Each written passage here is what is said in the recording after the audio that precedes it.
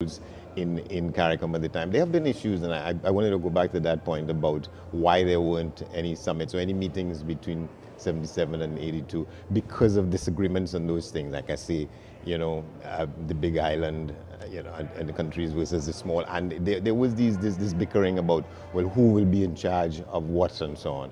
And so that 5 years passed before they resumed these annual conferences.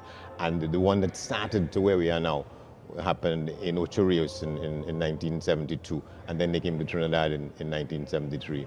And there were breaks, not in holding the conferences, but with arguments about, at one time it was when other countries in the region were talking about, well, let's get together in the way that this thing proposes.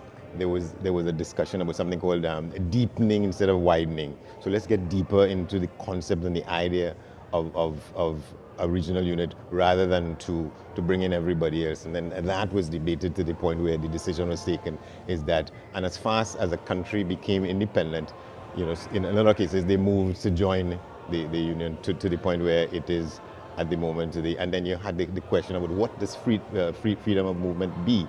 And out of that came the business of what they call the CARICOM skills, a sort of arrangement whereby you can move from one country to the next if you qualified as a citizen from where you're coming from, what your skills were. And I want to say that in many respects, across the region, media people like us were among the first set of people. There were 5 categories to begin with, and then after a period it was widened.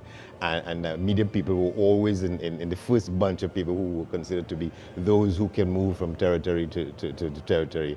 And I'm sure you know some of our colleagues who came from other places and are working and living in Trinidad. I've been one of those persons as well, working on other territories. But in terms of those issues that you spoke about that caused that the disparity from 50 years as CARICOM to 45 years as the conference, do you think we are, I don't want to say past that, but is it that we're safeguarding so that things like that won't happen again? And I even tie that to the question of deepening versus widening, because sometimes it seems as though there are things to itemize and check off, but they don't always follow a principle, a guiding principle or a spirit that will lead you along the path that you're trying to go. And do you think we are there? What are some of those things that are still slight schisms underneath that tie into the days or that 5-year break? Well, I tell you one thing. In the middle of the period between then and now, you had a situation in Grenada where a prime minister was killed. And that happened on the basis of the fact that there were differences into what kind of political system we should have, what kind of economic system we should have. And I'm talking about, referring to Maurice Bishop, who had been to a summit in Trinidad and Tobago at the time in 1983. And he was making some promises because there were serious demands on him by then, the Prime Minister of Jamaica and of Barbados and others in the region to regularize, call elections and regularize his status. And he had made a promise to do that here. And he'd said that he'd already had discussions with 2 Trinidad and Tobago senior attorneys at the time, Alan Alexander and another one, Frank Solomon, both of them who were deceased now. And he said that they were going to write a new constitution under which Grenada was going to, as it were, fall in line with the political thinking in the region. And that was in July 1983. And by October, he was a dead man, because having made that commitment, he had to go back home and try to sell it. And he wasn't able to do that. But what happened out of that is that there was a schism among the leaders in the country at the time, the 4 major ones. George Chambers was Prime Minister of Trinidad and Tobago. You had the Prime Minister of Barbados and the Prime Minister of Jamaica, Siaga, and Tom Adams. And they were sort of the ones who arranged for something to happen in Grenada. And that meant that U.S. forces were invited during the period in which Bishop had been on the house arrest for 2 weeks and nobody knew. And when that came out, there was a meeting in Trinidad and Tobago to try and find a solution and a way out of that. But the Barbados Prime Minister and the Jamaican Prime Minister didn't agree with what was agreed to in Trinidad and Tobago. And then the Prime Minister of Dominica at the time, Dame Eugenia Charles, on the morning in which President Ronald Reagan was announcing that U.S. troops had landed in Grenada, she was sitting in the same space, just like this, with the U.S. President on the matter. So the question about whether it's an invasion, it was an invasion or not, I argue that it was not an invasion because it was an invitation. But that created real problems for some time in the leadership of CARICOM, such that on that day in question, I was at my desk in the Express, and I was trying to reach Tom Adams, who was the Prime Minister of Barbados. And he came out of what I was told was a cabinet meeting. He said, "Johnson, I want you to find out one question for me before I answer you." I said, "What it was, sir?" He said, "Why is your Prime Minister not returning my calls?" And that is an indication of an issue which caused real friction before, after a while, they sorted it out and decided to go forward with it. And Forbes Burnham, who was the president of Guyana at the time, at the news conference on the instance of what had happened in Grenada, I asked him a question at a press conference. Well, to what extent you can say that the government in Grenada is legitimate if it came to power this way? And he said, he went back to a story about the King William of Orange. He said that it's never about how you come to power once you can establish that you are effectively in charge. And I know those things stay with me until now. But so those and other things like that. And then in 89, when you had the summit in Grand Dance, where they decided to put down the framework for what is now the CSME, that was an issue that it took some of the member states at the time some time to get comfortable with what it meant, even though on the top of it, it was about finding the best ways in which we can cooperate economically and create this single market, what they call the CARICOM single market and economy. And we have about 3 minutes more, but in terms of speaking about things that stay with you, there are two things that when I think of CARICOM, I also think of Federation, but I think of the one from 10 Leaves North. I also think of Professor Emeritus Rex Nettleford saying, if we don't hang together, we'll be hung individually. Yes. So in this time, speak to the power of CARICOM as a force for advocacy versus what we are able to do on our own strength as individual jurisdictions within this archipelago, this Caribbean geographical area. Right. Well, the one from Denley, that was a statement by the late Dr. Williams when Jamaica broke away from the Federation. Yes, definitely. And that led to the dismissal of the Federation and so on. But I think in 2007, there was this thing called the Cricket World Cup in the Caribbean. And if it is one thing about how the collaboration and the coordination of governments worked well with doing, to have, if you'd been around and seen how you could have moved from Guyana to Belize in a day without showing any documents and that kind of thing. And that was an infrastructure that had been worked out as to how it was possible for CARICOM citizens to move hassle-free from one country to the other. It has not been replicated in the way that was sort of a test run as to how we ought to be moving. But I think over the decades between then and now, and even before that, it is quite easier to move from one country to the next and get residency and be able to work in some capacities than it would have been even 25 years ago. I think the progress has been slow, but certainly it has been sure. And I think after at this point, there's much to be commended about the cooperation among countries in the region coming out of that. What do you hope that people having this conversation in the next 50 years will be talking about? That I should also say that I think that CARICOM as a unit in the what they call the world body of nations, we have a greater voice at the UN and other international fora such as that when we speak as one. And that in itself is a mightyful play for us that we have gotten to this point where we, you talk about, when people talk about dealing with people in this part of the world, they talk about, even though you have government-to-government arrangements, but the force of a unity among these countries, I think it's tremendous. When you go to the United Nations General Assembly, or you go to some of these other international meetings, CARICOM speaks with one voice a lot of times, even though when they come back home they have to sort of dot the I's and cross the T's where everybody sees their interests being represented and so on. I don't think that we could move away from that at all. There's no looking back in my view. And even though there's no looking back, I guess the timing has saved me from asking someone who's involved in journalism and broadcasting to foresee or to forecast as opposed to just report what it is. But we want to thank you very much, because there's some things that you can go onto Google and they will give you an answer. But it's very different from the institutional knowledge of someone who has been putting in the work. So we want to thank you very much for being one who has done so and for sharing that insight with us. If you allow me a half a minute, what I would say is that last year's summit in Suriname, I think one of the commitments they made was to embrace the views and the commitment of young people more. So you have this agenda, the young people and agriculture and the future for that. And I want to see what the report is on that from this summit going forward. And it's funny that you mentioned that, and we want to thank you again, because the next person that we are going to be speaking with is the president of the Supermarket Association of Trinidad and Tobago, Rajiv Mr. Dipti. So we will be returning just after this. Stay with us.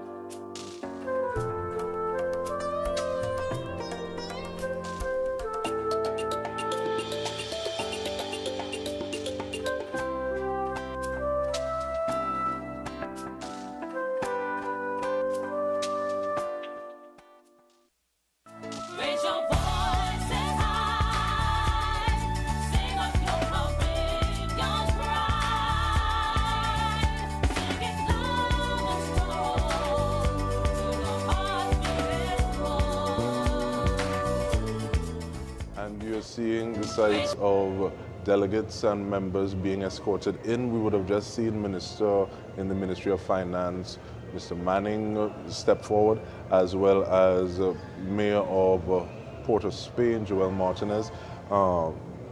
It's before the 14th of August, so we'll still give him that title.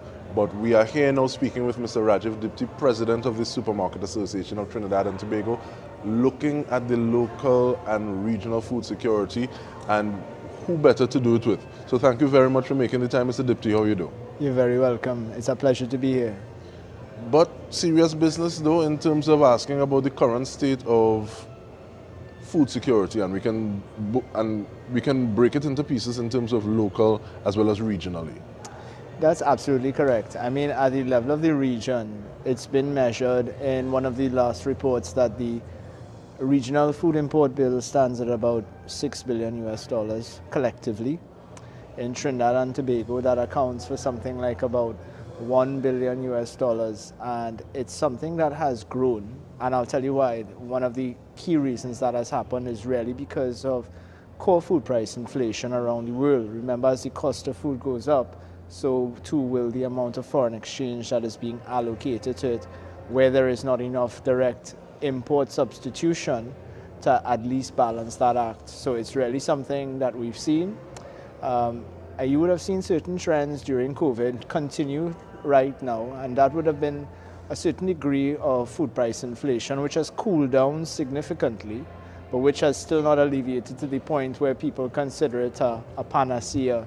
Food price inflation is one of the key issues right now. So when we talk about local and domestic food security, we're talking about issues that are really near and dear to the people within the Caribbean and the CARICOM region.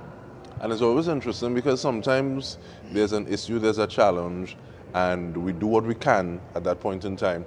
And then, like you said, not quite a panacea, but things kind of revert back to default. And then we can sometimes have the tendency to say, okay, well, it's good, so we don't need to do anything else to ameliorate or mitigate a future circumstance. Where's your stand on that? Where are we? What are we supposed to be doing, even though we have not necessarily more of a grace period, but the fact that things have reverted a little bit, so things are a little easier to come by? Well, I want to bear in mind that we're at a CARICOM heads of government meeting, and a couple of key points here. In COVID, I believe that the CARICOM private sector organization is about 2 years old. They would have formed as a focal group coming out of the period during COVID, where food security is an important thing. Another important thing to note is that we are trying to work towards the mandate set by CARICOM, that is the 25% reduction in the food import bill around the region by 2025. It's already 2023. I believe we made that commitment last year, and that's a significant reduction. 25% of $6 billion US. You're trying to shave about 1.5 billion US dollars thereabouts. And you have to look at the key customers within the region. When you look at Jamaica, Trinidad, Barbados, and some of the other islands that tend to make that up, including the Bahamas. But at the level of Trinidad and Tobago, and certainly, I mean, we're here right now, when we think about it, there's not enough direct food import substitution as well as alternative production happening to replace the consumption of what we're importing. Typically, why we continue to import it, because it's a lot more accessible volumes at lower prices when local production just isn't meeting the scale of manufacturing or getting the inputs of production in the right amounts that they need to really scale up. So it's a lot of the same issues, DK, but it's what we continue to work with. But how do we bring agripreneurs, be it persons involved in agriculture, fisher folk, to the table to have conversations to say, okay, well, this is what the market needs. How does that fall in line? How does that align with what it is you're doing? What can be done a little differently in terms of infrastructure to bolster that supply? And this is even before we start to talk about changing tastes, which hopefully we'll get to in a little bit, but bringing persons involved in producing those primary inputs, how do you bring them to the table a little more? So, it's not just a question of really how it is we present that. It's just a question of how you get people to buy into the narrative as well, because a lot of people have gone back into patterns of consumption that we would have seen in the pre-COVID period. And what we tend to see is that as long as their comfort zone is not eroded significantly, they tend to stay within the patterns of consumption. Also, typically what I tend to recognize is that people generally don't like you to tell them what they should and should not be eating. So you want them to make these decisions of consumption consciously, but that's a serious dilemma. So you need to agitate them towards the preferences that would, one, redound to actually less on the food import bill and actually healthier consumption patterns, because there's the other aspect of it, like the non-communicable diseases, the health-related discussions that center around, because obviously we have a high level of that in Trinidad and Tobago as well. When you think about what could be done in terms of local agriculture, you have to think about regional agriculture, because we've had the discussion locally. I think that there is opportunity within Trinidad and Tobago for agriculture. I think it's more first world. I like to use the example of Berry Cove in Tobago. It's capital intensive, and they're using a lot of sustainable farming models that allow them to grow families of berries that are not really on a mass production level. So they can now earn foreign exchange and also work towards substituting what we import in terms of those families of berries. Now it's capital intensive, it's costing money. So maybe we need to create strategic frameworks for investment. But we could do that around the region in a strategic way, where we lean on the other islands, including our partners in Guyana and Barbados and Suriname. I think it's an excellent way for us to talk about it. I think we spoke about it last year at the investment forum. Is it a matter of making things cool? Because you said you can't tell people what to eat. So like, I was very happy because I saw, I think it was St. Vincent and the Grenadines, there was a big push from a retail chain dealing with fast food that they were using breadfruit as an alternative to potato fries. So there was that option. I think absolutely, DK, that you're onto something there. What we see in the world of consumer marketing is that they respond to trends. They respond to influences. They respond, it's that kind of TikTok society that we're living in. And we have to acknowledge that this is part and parcel of the landscape of change. When you want to make transformational change, that is, you have to really be able to lean into the trends. And it starts with the younger generations because they pick up the buy-in first. And they tend to lead the older generations as well by, mom, dad, let's try this, let's try something new. And that's important. And as long as you can get that message directly to the younger generations, you see a lot of positive reinforcement, and then organic, it becomes a viral marketing trend all on its own. I like the fact that you talk about messages. In the minute that we have, what are some of the messages that you hope you'll be hearing today? I would love to hear more about what's being done intra-regionally within CARICOM. We just concluded the Caribbean Food and Beverage Expo. We collaborated with the CARICOM private sector organization on that initiative. And I think that we saw quite a lot of good messaging coming out of that. I think there's a lot of question marks when you look at the transport paradigm within CARICOM, that is the maritime, air, and we have to acknowledge there's a lot of informal trading happening within CARICOM and within the borders. A lot of fruits, vegetables, provisions move between the islands. We need to enable more of that. We need to enable maritime components. We need to enable the movement of labor, of goods, of services. I think it's really something that's important. It's been the elephant in the room for some time. Hopefully that is something that is dealt with a little more today. But we want to thank you, President of the Supermarket Association of Trinidad and Tobago, as well as Chair of the Caribbean Supermarket Association, Rajiv Dipti. Thank you so much. And we've been seeing one or two sites of people being escorted in. I believe I saw Miss Wilson, so I think we had the Caribbean School of Dance in train as well. And we will be having another conversation momentarily, but we let you have some sights and sounds of this event as it unfolds, the 45th regular meeting of the Conference of Heads of Government of the Caribbean Community and CARICOM's 50th anniversary.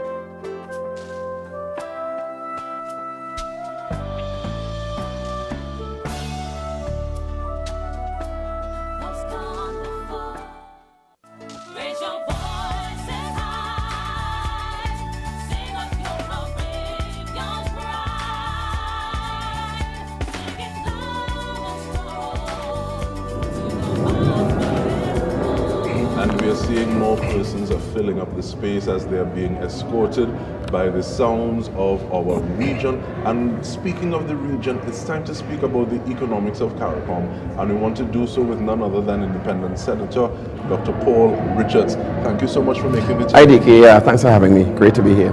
Quite exciting at the Hyatt. Yes, and is it? Sometimes we look at the excitement and hope that it carries over.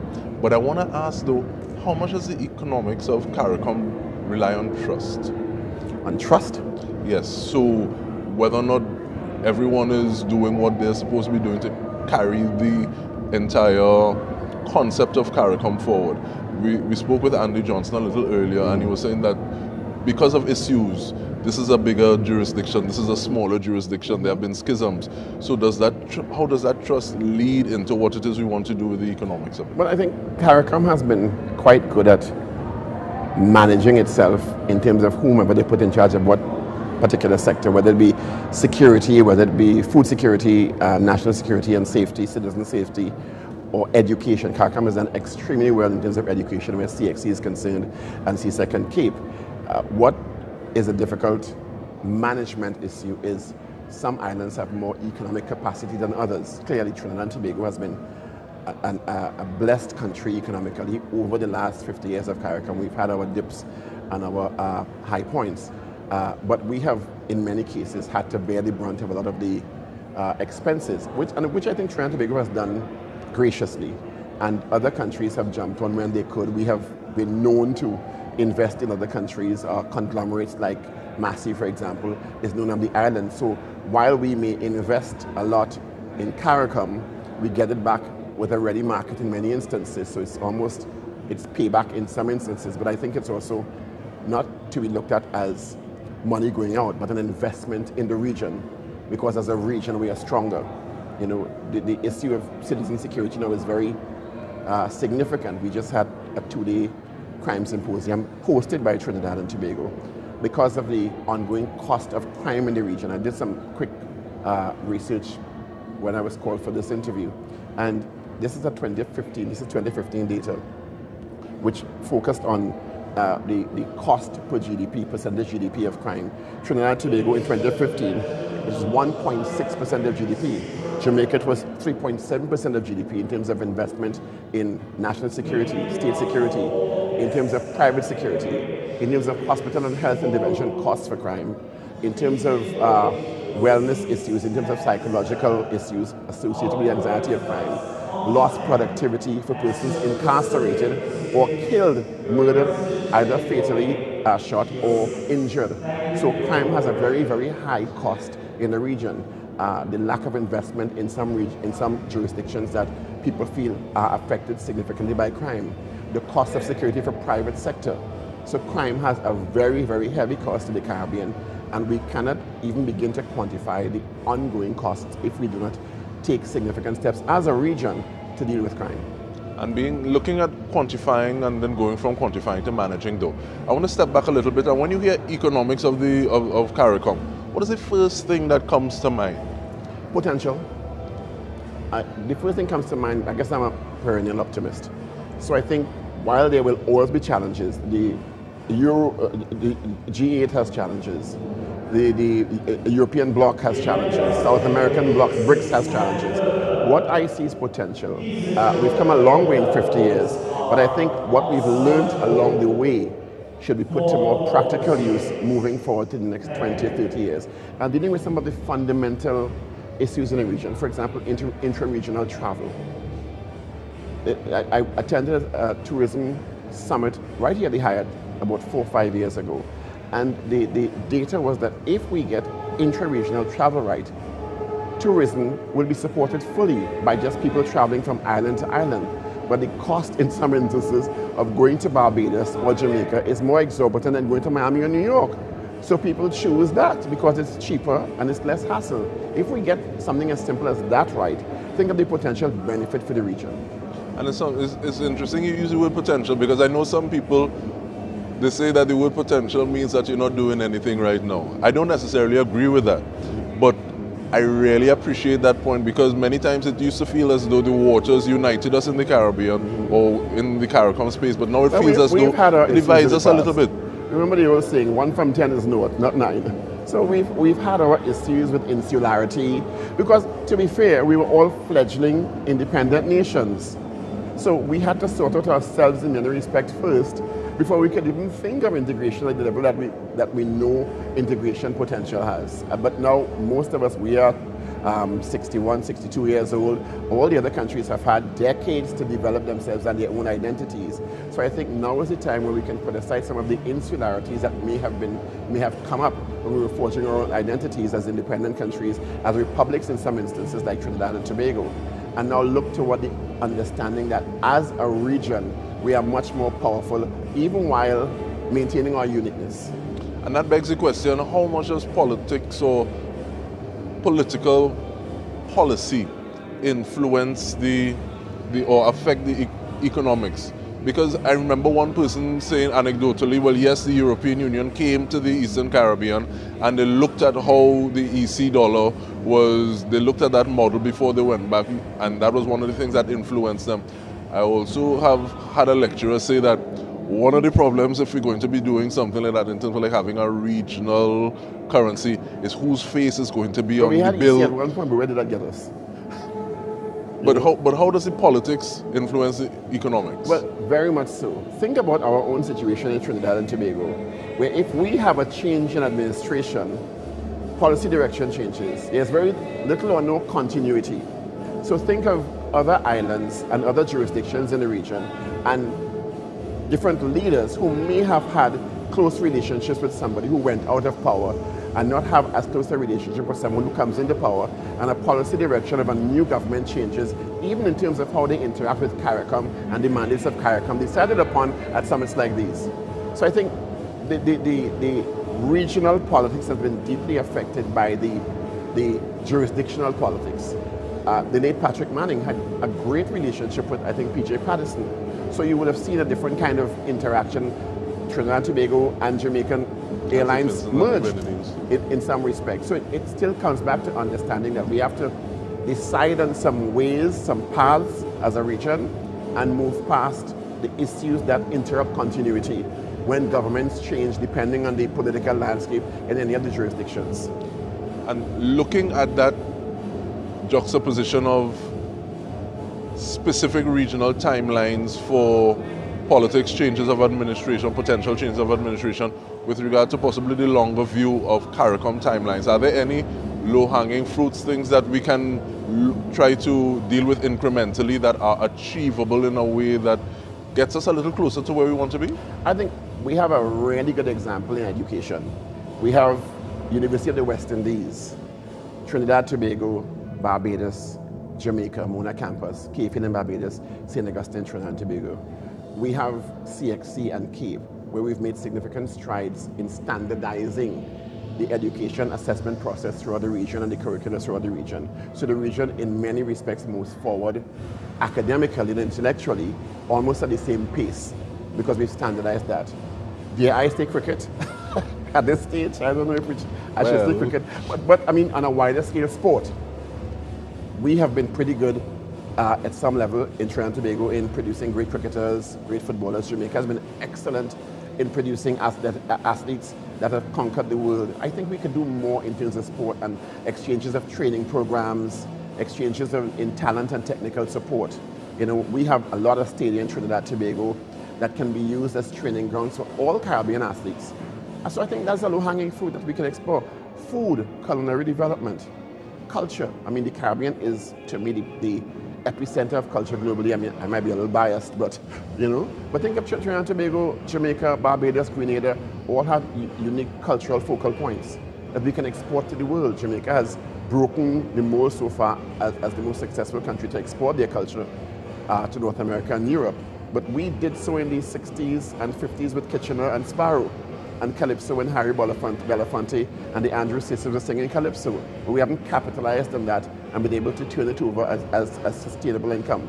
So I think that there are several things that we do well that we take for granted that we can maximize and capitalize on. They are low-hanging fruit. And I take that point as we wrap, and I thank you for your presence. But it's interesting sometimes when you peel back the layers, if you know how to, you realize, wait, no, there's been some influence from the Caribbean. Even like someone talking about modern dance with Martha Graham touring the region and say, okay, well, you wanted to get away from those stiff, hard dynamics of ballet.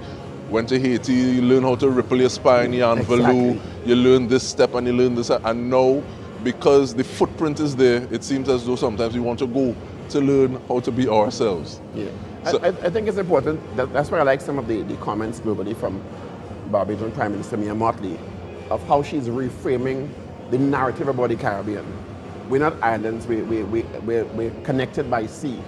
And don't look at us in the way that the narrative has been spread for the last 40, 50 years from our colonizers and from North America. Let us tell our own stories. Let us paint our own narrative around the world and frame our outlook and our position in the world in a different way.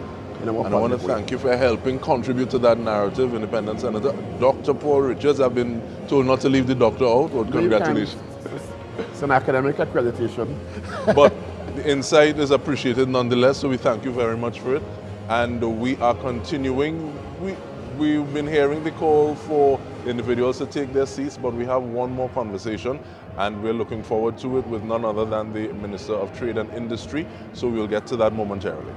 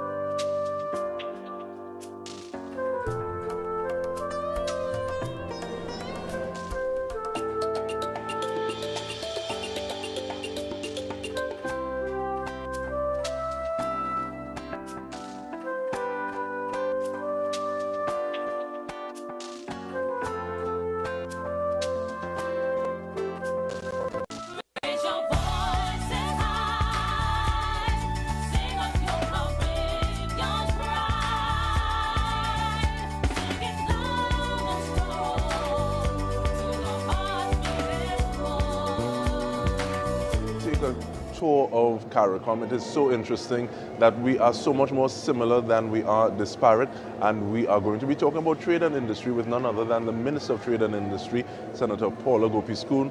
Minister, thank you so much for your presence. Very welcome. Trade and industry within CARICOM, where are we at this point in time? We've done extremely well, and we really have to congratulate ourselves. 50 years. We're in a good place, but there's a lot more that we can do.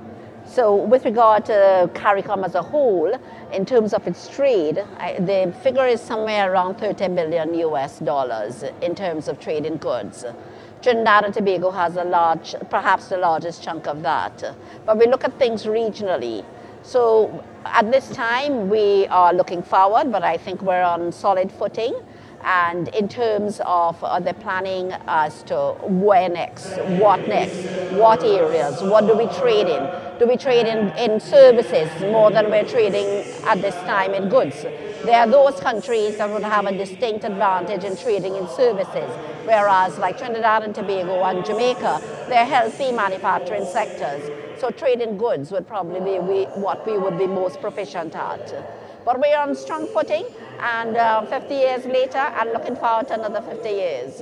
What you're saying, building on that. What you're saying is interesting to me because, yes, different jurisdictions have different competencies, strengths in certain ways.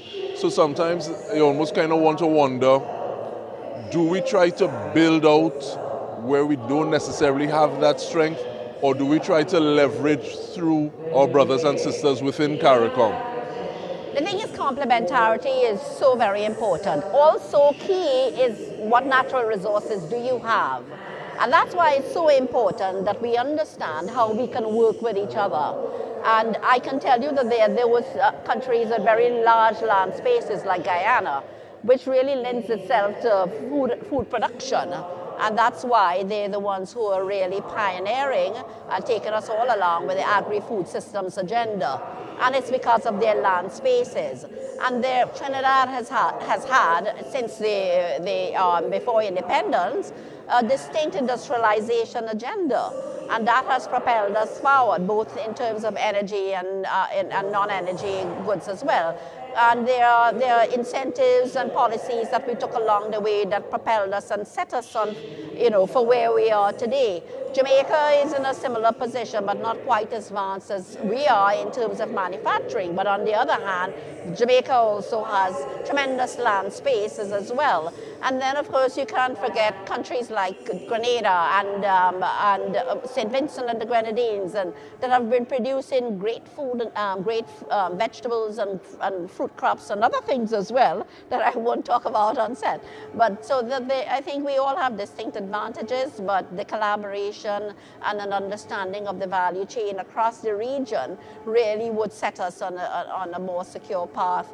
Because there are things we have to think about. Building our economies is one of them. Another one that is most important is securing our food. So that food security is also important, and that sets us up on the path to production of food and, of course, the processing of food items as well, looking eventually at import substitution and so on. I like the fact that you talk about objectively doing an audit to see where your areas of strength, areas of competence, areas of capacity, where those lie. But at the same time, sometimes we also need to look at regulations that are in place, policies that are in place, because if they're not current, they may actually hinder. So what kind of emphasis, strength, how do you look at the legislative aspect as it pertains to trade and industry? Now I'm talking about the region. Mm-hmm. So the region has 5 organs.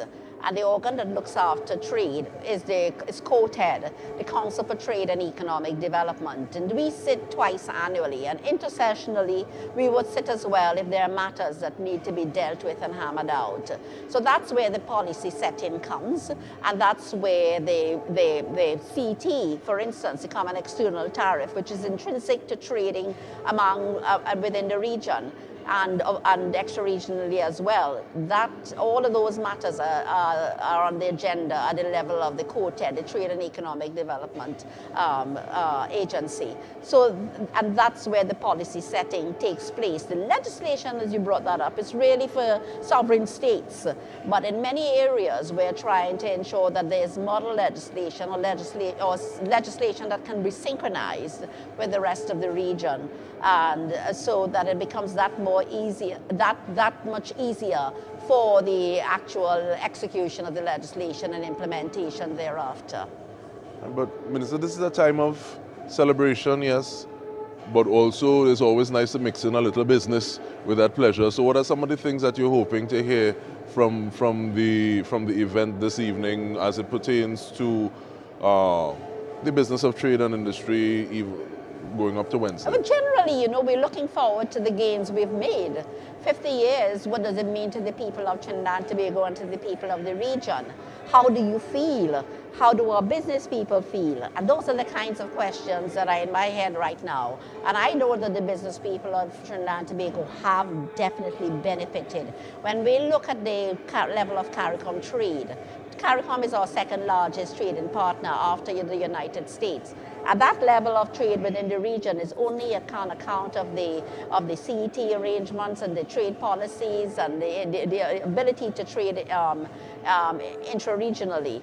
And so asking ourselves 50 years later as businessmen, as a business community, they are quite pleased. And you would notice that the TTMA, for instance, is still doing, and there's so much room because of where our trade complementarity lies within the region. There's so much room for further trade development and further exports, so that you would find that we're still doing, we're coming back to the region and ensuring that we could supply the goods rather than the rest of the world. But it is, I mean, we always look for that evenness and so on, and that's what we have to work on. But for our people, where are they today? I think everyone knows that we are stronger together, and that we are part of this group of countries. That, when you look at the rest of the world, the developing world, perhaps CARICOM is the one that has survived for the longest period. We have a lot to be proud of. So you have to look beyond just business and trade. For our people, this is special. And with that, yes, there have been areas that CARICOM or Trinidad and Tobago has penetrated in terms of market. We have a lot of market share. Is there anybody that you're hoping specifically to hold a little caucus with during the celebration or during the event? During the celebration, of course. I've already chatted with my colleague, Minister of Trade and Minister of Foreign Affairs and Foreign Trade from Jamaica. And of course, I intend to chat with all of my colleagues, but there are other meetings as well that I would participate in with the rest of my team and supporting the Honorable Prime Minister as well.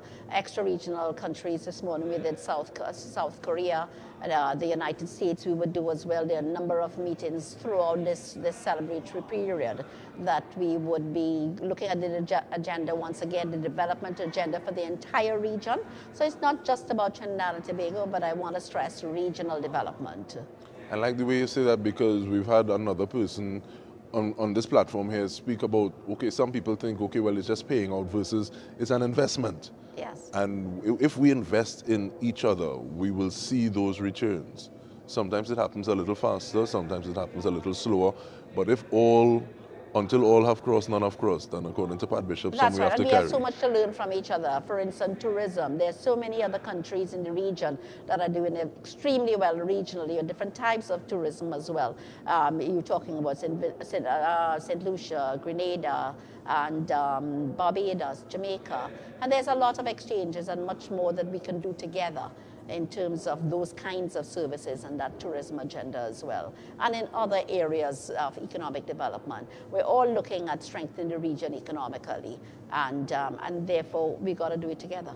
That's the only way forward. I think we can all agree that a stronger CARICOM means a stronger Trinidad and Tobago. Yeah, and it means, and I bring it always back to the individual. And you not only belong to Trinidad and Tobago, but you belong to the Caribbean, and it's a very special place compared to the rest of the world. Mm-hmm. Very unique in its character and its circumstances and so on. And you say that and you make me want to intone Black Stalin, who, with his thesis on the matter. That's right. So it's a very special time for us all. And we don't want to hold you back from the time too much in terms of the event is about to start. So we want to thank you very much, Minister, Senator Paula Gopi-Schoon, the Minister of Trade and Industry, as we have been here at the show before the show. So we'll just see what other sites we have, and then we will wrap up. Thank you. Thank you, Dirk. I wasn't sure where you were going.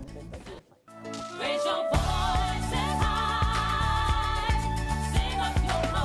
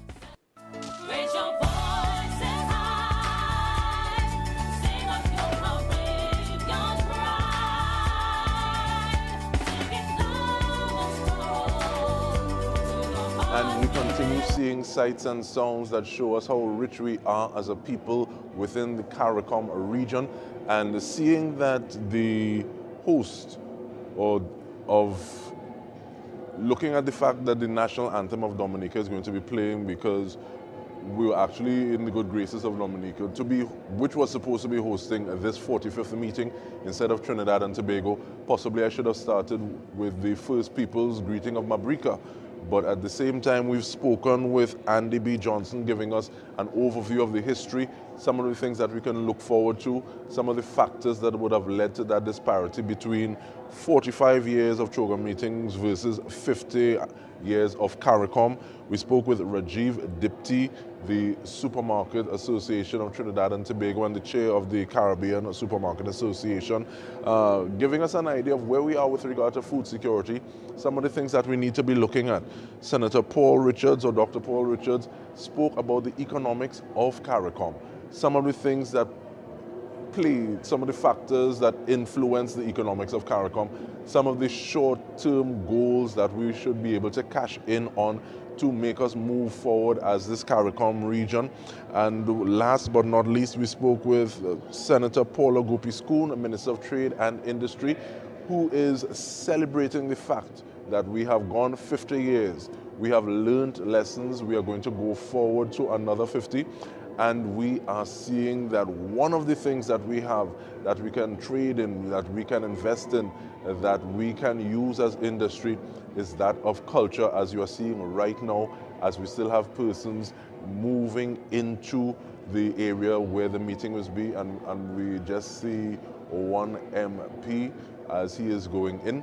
But letting you know, though, we will be having speeches by certain individuals. One of them is the Prime Minister of Trinidad and Tobago, Dr. Keith Rowley. We will also be having a cultural performance by Mangal Pasesar and Pantar. Definitely, you want to keep on listening, you want to keep on tuning in, because the Honorable Philip Edward Davis, Prime Minister of the Bahamas, as well as His Excellency Antonio Gutierrez, United Nations Secretary General, they are going to be at the lectern as well. And last but not least, we will have the Honorable Roosevelt Skerrit, Prime Minister of Dominica. So we want to thank you so much for tuning in, and we continue encouraging you to tune into TTT as the show continues. We now carry you inside the event.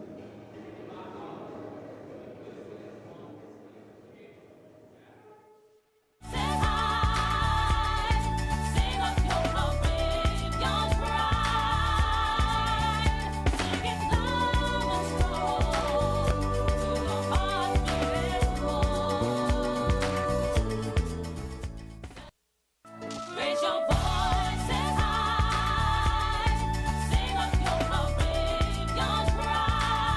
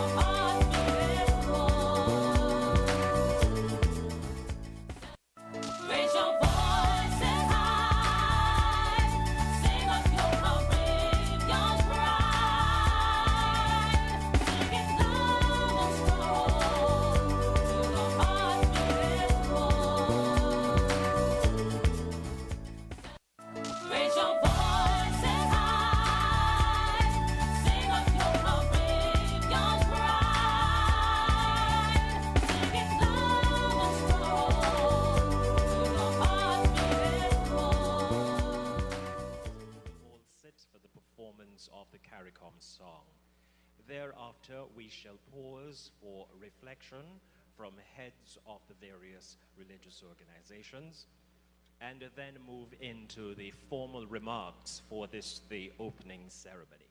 I thank you in advance for your cooperation, and we look forward to an enjoyable afternoon into evening time here in Port of Spain, Trinidad.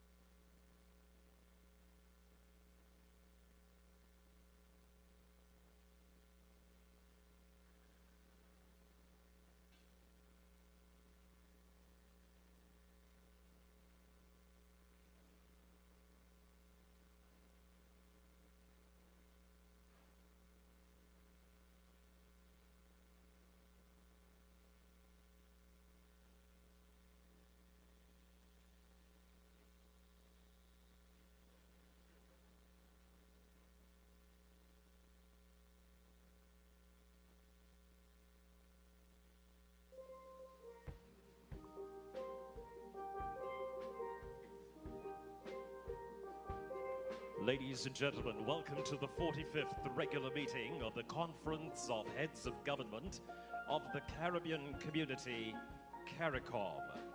We're happy you can join us on this momentous occasion as we also celebrate the 50th anniversary of CARICOM. Welcome to our guests at the Hyatt Regency Trinidad. Welcome to all joining us online.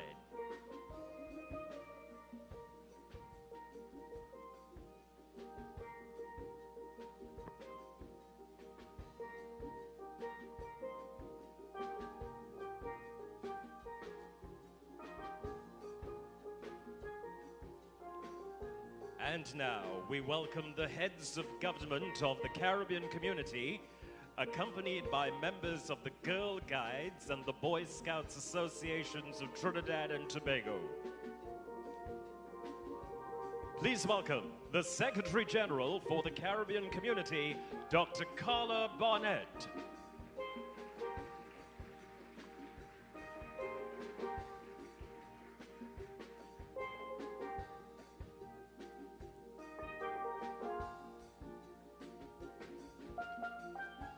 Antigua and Barbuda, the Honorable Gaston Brown, Prime Minister.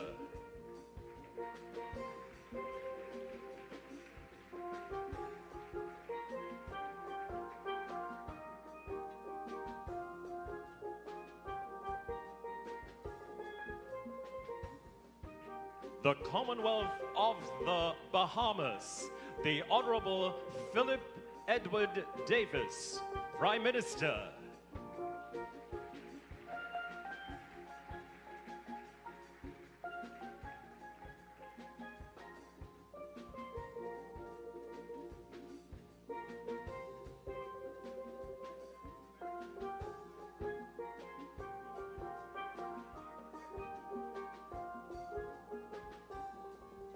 The Republic of Barbados, the Honorable Mia Amor Motley, Prime Minister.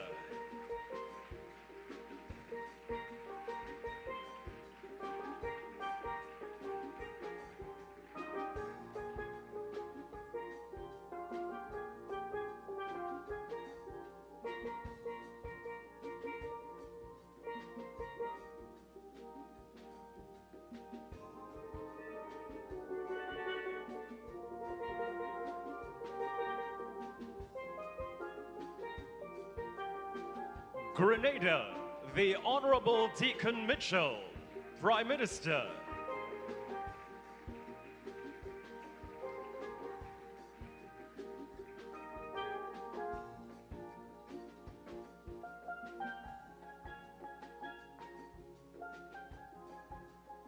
The Cooperative Republic of Guyana, His Excellency Dr. Mohammed Irfan Ali, President.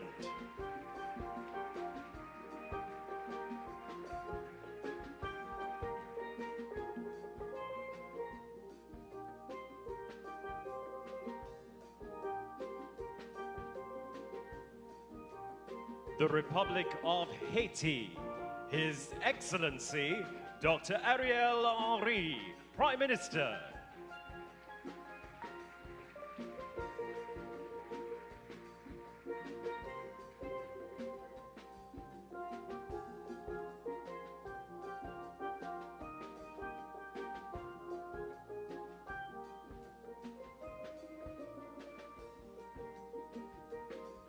Jamaica, the Most Honorable Andrew Holness, Prime Minister.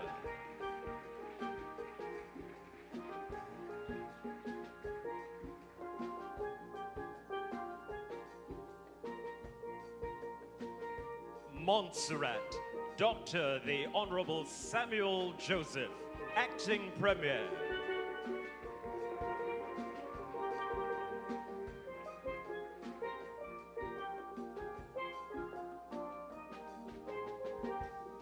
The Federation of St. Kitts and Nevis, the Honorable Dr. Terence Michael Drew, Prime Minister.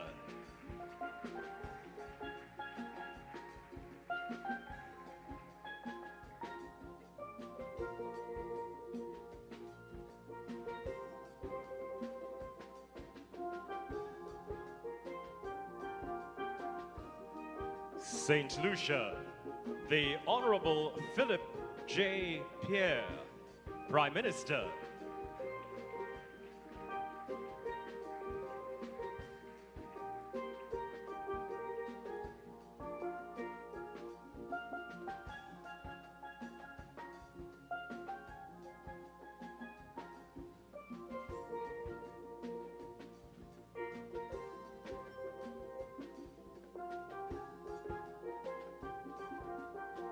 St. Vincent and the Grenadines, Dr. the Honorable Ralph E. Gonzalez, Prime Minister.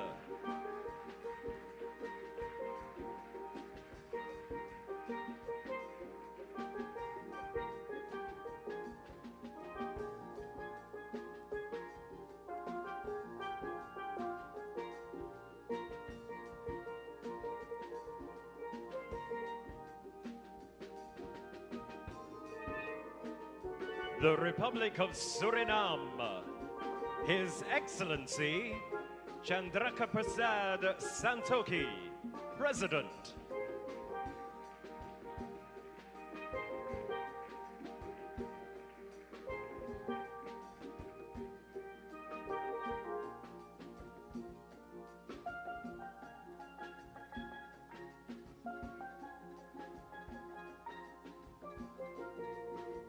Anguilla, the Honorable Dr. Ellis L. Webster, Premier.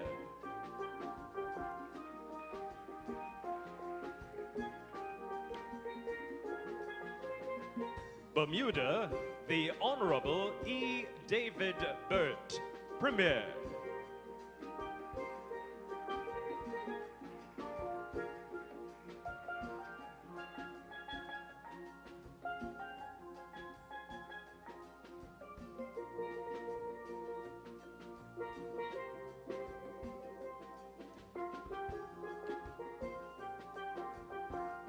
British Virgin Islands, Dr. the Honorable Natalio de Wheatley, Premier.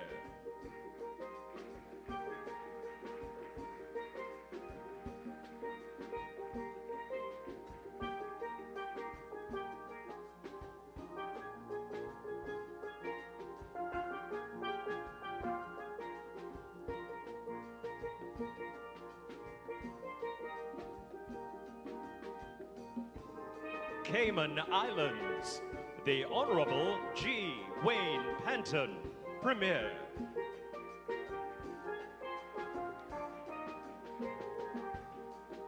The Turks and Caicos Islands, the Honorable Owen Saunders, Deputy Premier.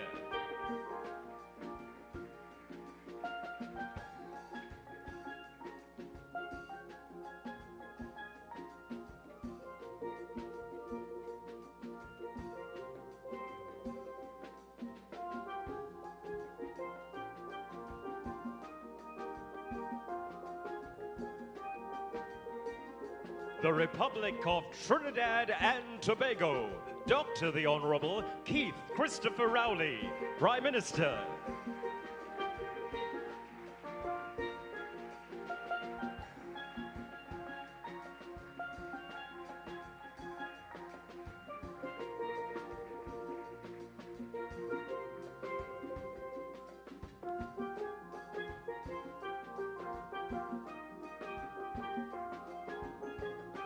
The Chairman of the Conference of the Caribbean Community, the Honorable Roosevelt Skerritt, Prime Minister of the Commonwealth of Dominica.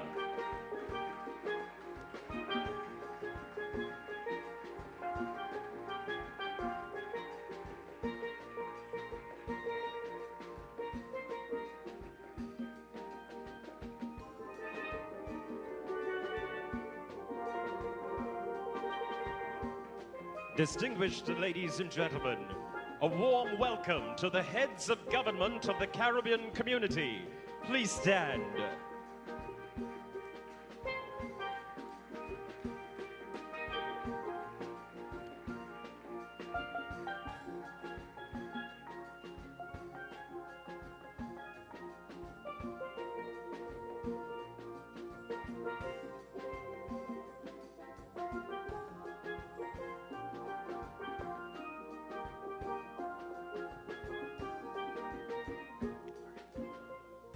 And now, please welcome the President of the Republic of Trinidad and Tobago, Her Excellency Christine Kangaloo, ORTT, and His Excellency Kerwin Garcia, SC.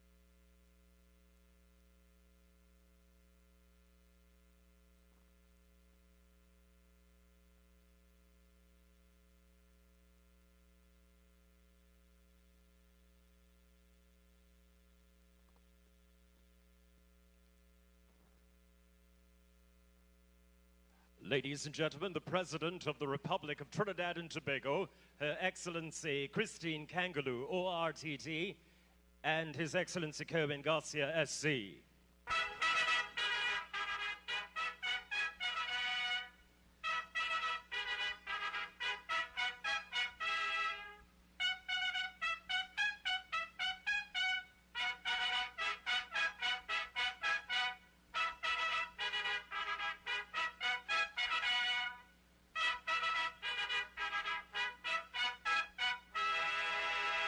And now, the national anthems of the Commonwealth of Dominica, performed by Michelle Henderson, and the Republic of Trinidad and Tobago, performed by Hermina Charles.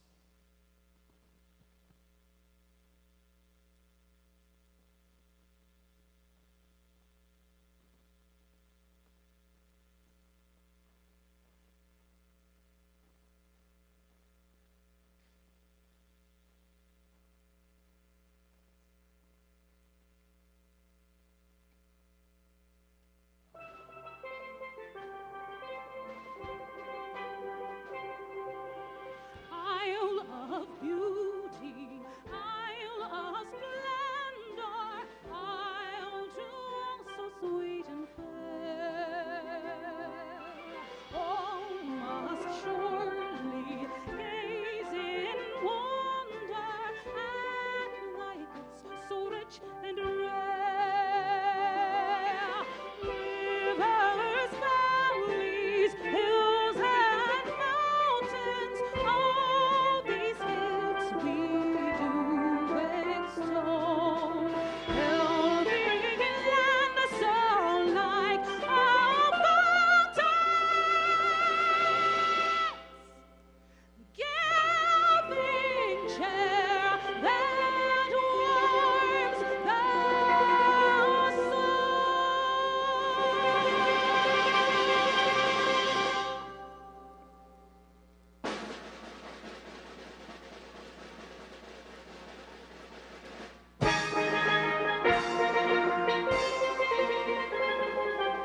Forged from the love of liberty in the files of hope and prayer, with boundless faith in our destiny, we solemnly declare.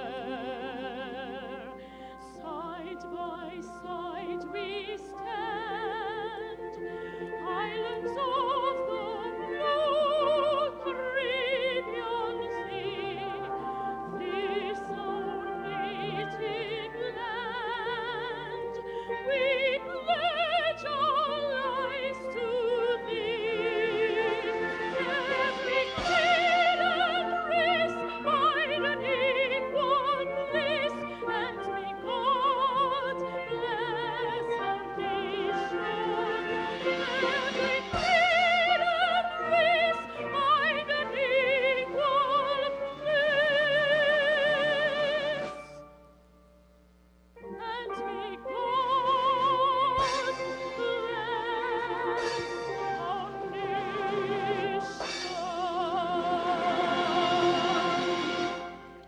Please remain standing. We invite their excellencies to be seated. We invite the heads of government of the Caribbean community to make their way off stage and retire to their seats.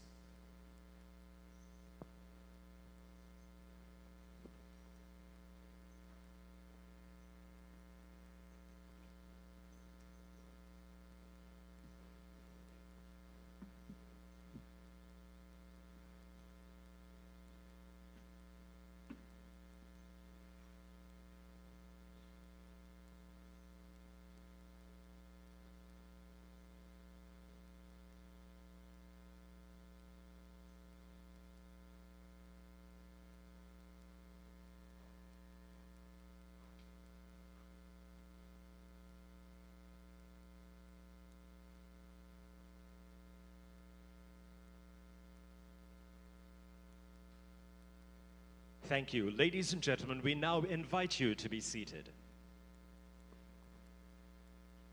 And here to perform the CARICOM song is Dominica's renowned jazz and fusion singer, accompanied by the National Steel Symphony Orchestra of Trinidad and Tobago. Please welcome Michelle Henderson.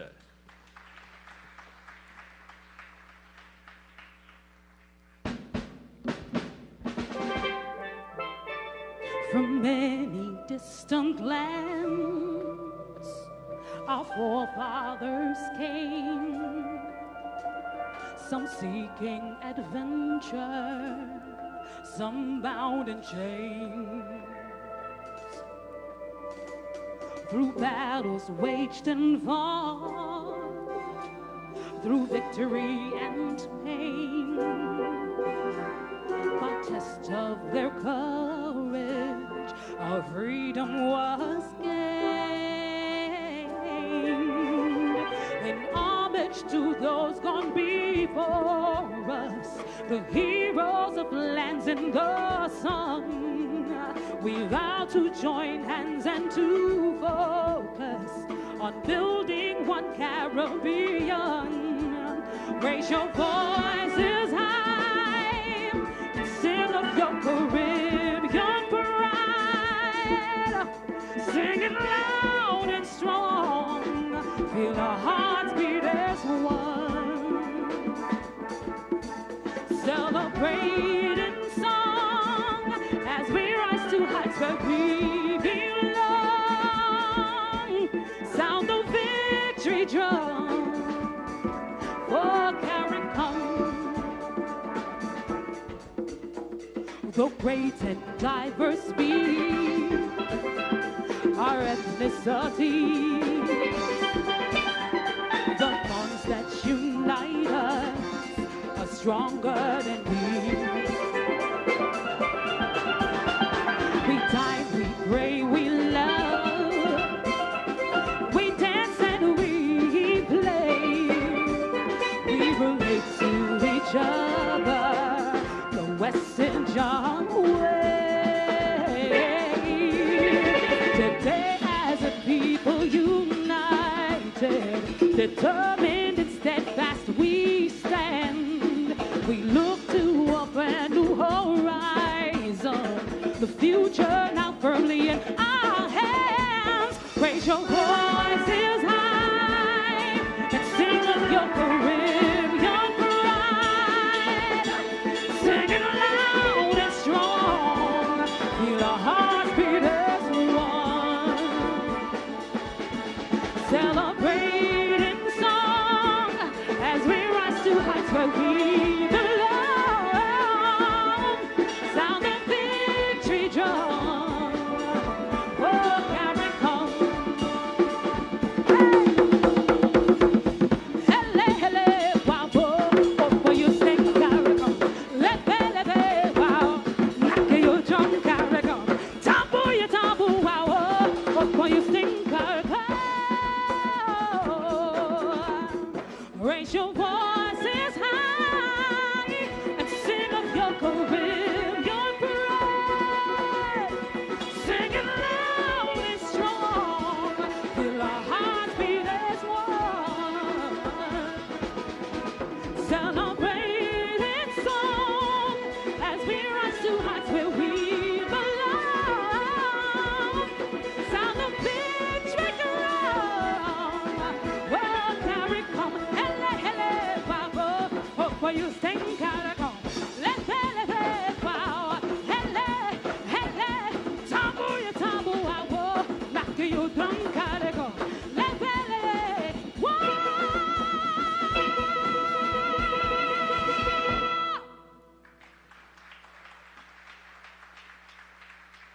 All thanks to Michelle Henderson from the Commonwealth of Dominica and the National Steel Symphony Orchestra from the Republic of Trinidad and Tobago.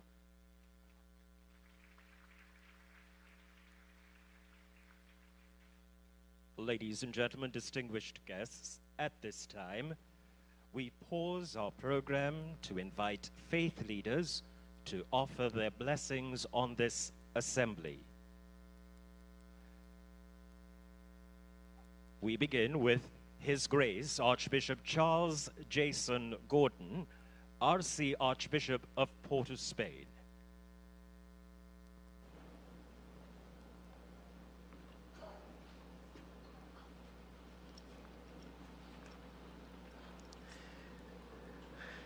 There's a wonderful story of creation. That when Papa God created the lands, the seas, and formed the boundaries of everything, he had just a little bit of matter left in his hand. And he asked, what to do with this? And he said, I know. And he took it and scattered it, like stones skipping along a pond, forming an archipelago that we now call the Caribbean. Papa God, we thank you for your creation of us, your people, feisty and beautiful, vibrant and powerful, individually small and vulnerable, but together a mighty force to be reckoned with. Vulnerable to creation and to climate change, vulnerable to the ideas of big nations, vulnerable to the power plays of the world, and to debt. But together, we pray, O God, that as our heads of nations meet in these days, that we may chart a way not just to see the possibility of our region for today or for tomorrow, but for our children's children and their children to see a way to be Caribbean, where in the world we may stand tall. And in the world, we may leave a legacy for generations to come of what nations can do when their leaders unite with vision and purpose. And we ask, O God, your blessings upon this meeting, that vision and purpose may flow for all of our people. We make our prayer through Christ our Lord. Amen. Thank you, Your Grace. We continue with the head of the Anglican Diocese, the Right Reverend Bishop Claude Berkeley.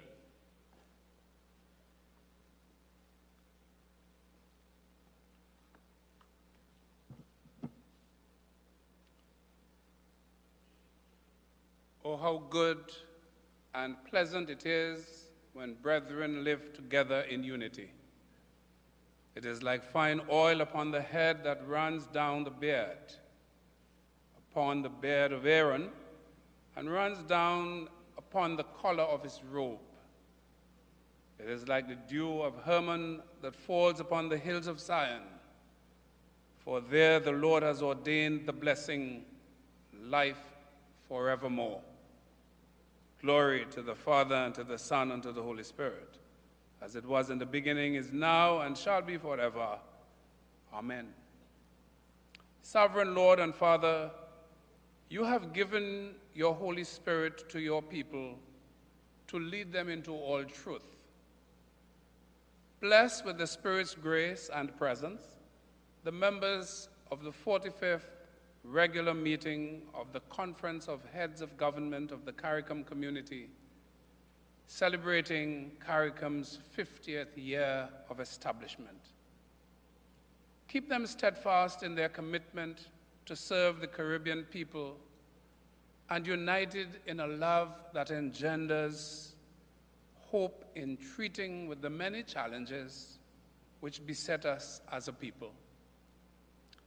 Grant them, O God, the wisdom to lead us through the enduring issues of emancipation, climate change, natural disasters, human trafficking, drug abuse, post-colonial dystrophy, economic stagnation, migration, and a host of challenges to our people in these days. Enable your chosen leaders, dear Father, to recognize and utilize the things we have in common and plan accordingly to bolster our capacity as a group of small island states.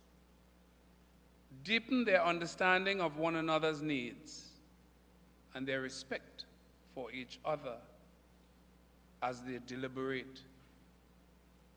Moreover, unite them in the common cause of justice, truth, and freedom that will enhance the dignity of Caribbean people and bring you honor and glory.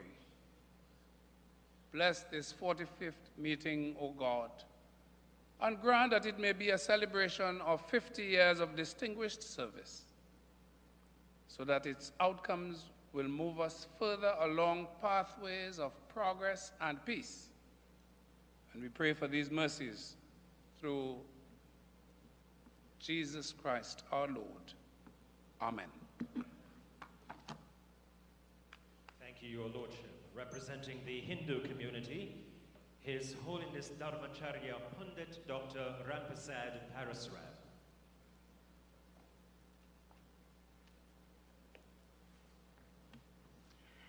Greetings, Jai Sitaram, Namaskar.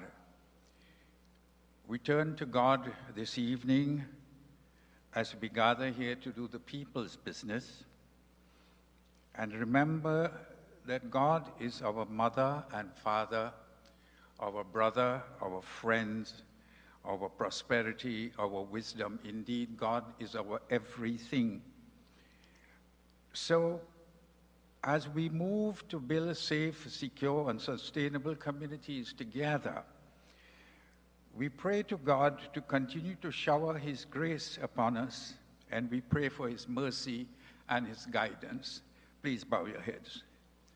Hari Om Swasti Prajabhya Paripalayantam Nyayena Margena Mahim Mahishah Go Brahmanebhya Shubhamastu Nityam Loka Samasta Sukhino Bhavantu Tvameva Mata Cha Pita Tvameva Tvameva Bandhuscha Sakha Tvameva Tvameva Vindhya Dravinam Tvameva Tvameva Sarvam Mama Deva Deva Om Shanti Shanti Shanti Hari Om.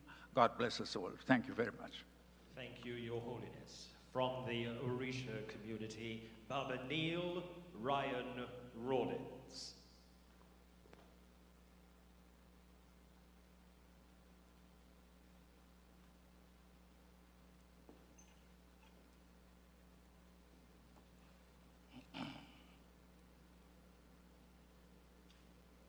Pleasant good evening. I call on the omnipotent Olodumare, the everlasting giver of life, to grant us life existence. I call on Papa Eshu Elegwa, the divine messenger of transformation, the divine secretary to Olodumare, the one who opens and closes the doorway to and the pathway to mankind, to intercede in this celebration of the life of the 50th anniversary of the region of CARICOM, this historical signing of the Treaty of Chagaramas on this day in 1973 to establish the Caribbean Community and Common Market, CARICOM. I call on our positive ancestors, on all our ancients, those who came before us through the Middle Passage on slave ship against their will, that forcibly chartered the way for us to be here. Today, to this sacred island, Trinidad, La Trinity, this country, Trinidad and Tobago. It's to this region, the Caribbean, this diaspora, these 15 members and its associate member state, I pay homage and respect to the pioneers of the Caribbean community. I ask the everlasting giver of existence to continue to give us life. Help us that we may overcome all fears, all anxiety, all hardships, all ills, and any form of negativity that may cause harm. Grant us that peace of living our lives fulfilled, so we experience the goodness and greatness that the omnipresent Olodumare has to offer us, such as hope, faith, love, peace, understanding, wisdom, knowledge, protection, good governance, fresh courage, and continued blessing. I call on all the Orishas to come and guide and to assist us as we continue to fight away the darkness that is attempting to dominate the earth and mankind. I pray for a positive revolution, a release, a renewal, a rekindling of life, of love, of hope, of faith, of brotherhood, mutual respect, spiritual consciousness, and understanding. To all the peoples of this region, this Caribbean community, I call on the mystery of the spirit of I and Papa Ogun and the waters that surround us in abundance to continue to support and protect this region. In closing, I pray for continuous collaboration, for sustained, positive, systematic development for our region, and building of strong community relations with human dignity, fundamental freedoms, and human rights, without distinction as to race, sex, language, and religion. A solid foundation to build on. I ask the positive energies of the universe to continue to bless and keep our region protected and peaceful. I pray for unity, togetherness. Ashe, ashe, ashe. Thank you, Baba Neil Ryan Rawlins. We continue in prayer with Bishop Andrew John of the Pentecostal Assemblies of the West Indies.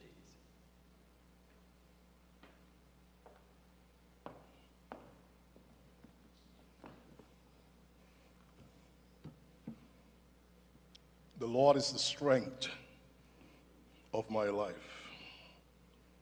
The Lord is my light and my salvation. Whom shall I fear when the wicked, even mine enemies and my foes, came upon me to eat up my flesh? They stumbled and fell. Today, precious God, we pray that you would be this defense to our region, the Caribbean. We're asking as we gather at this 50th celebration of CARICOM that you would grant your blessings to our political leaders, delegates. Give them discernment, wisdom, knowledge, and understanding.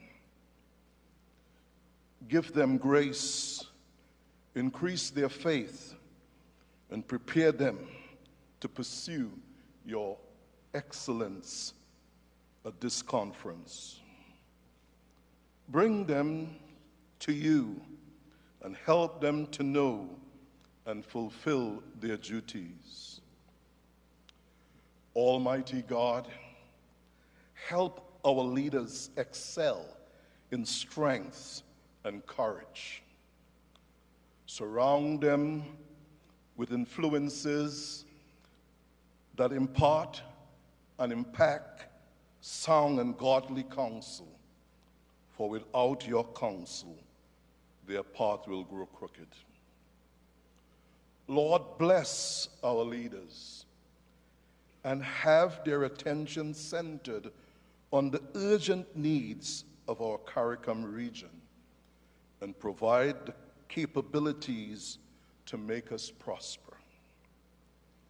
Heavenly Father, I'm reminded of you in your words given to the wise man, King Solomon, in 2 Chronicles chapter 7 and verse 14. If my people who are called by my name shall humble themselves and pray and seek my face and turn from their wicked ways, then I will hear from heaven and forgive their sins and heal their land. Precious Jesus, enable our leaders in their responsibilities to become willing and obedient to your will. Let at this 50th CARICOM anniversary and 45th meeting of the Conference of CARICOM Heads of Government, that there be in the midst of our diversities of talents, differences of administration, and diversities of operations, that there be the same spirit for us to achieve the success of CARICOM. In Jesus' name, amen. Thank you, Bishop John. Finally, representing the Muslim community, President General of the Anjuman Sunnat al-Jamaat Association, Imam Haji Ahmad Hussain.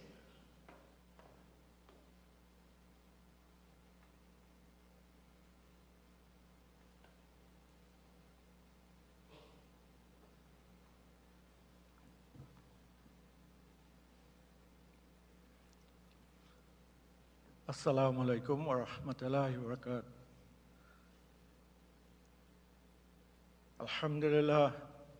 Alhamdulillahi nahmaduhu wa nasta'inuhu wa nastaghfiruhu wa nu'minu bihi wa natawakkalu alayhi wa na'udzu billahi min shururi anfusina wa min sayyiati a'malina may yahdihillahu fala mudilla lahu wa may yudlilhu fala hadiya lahu.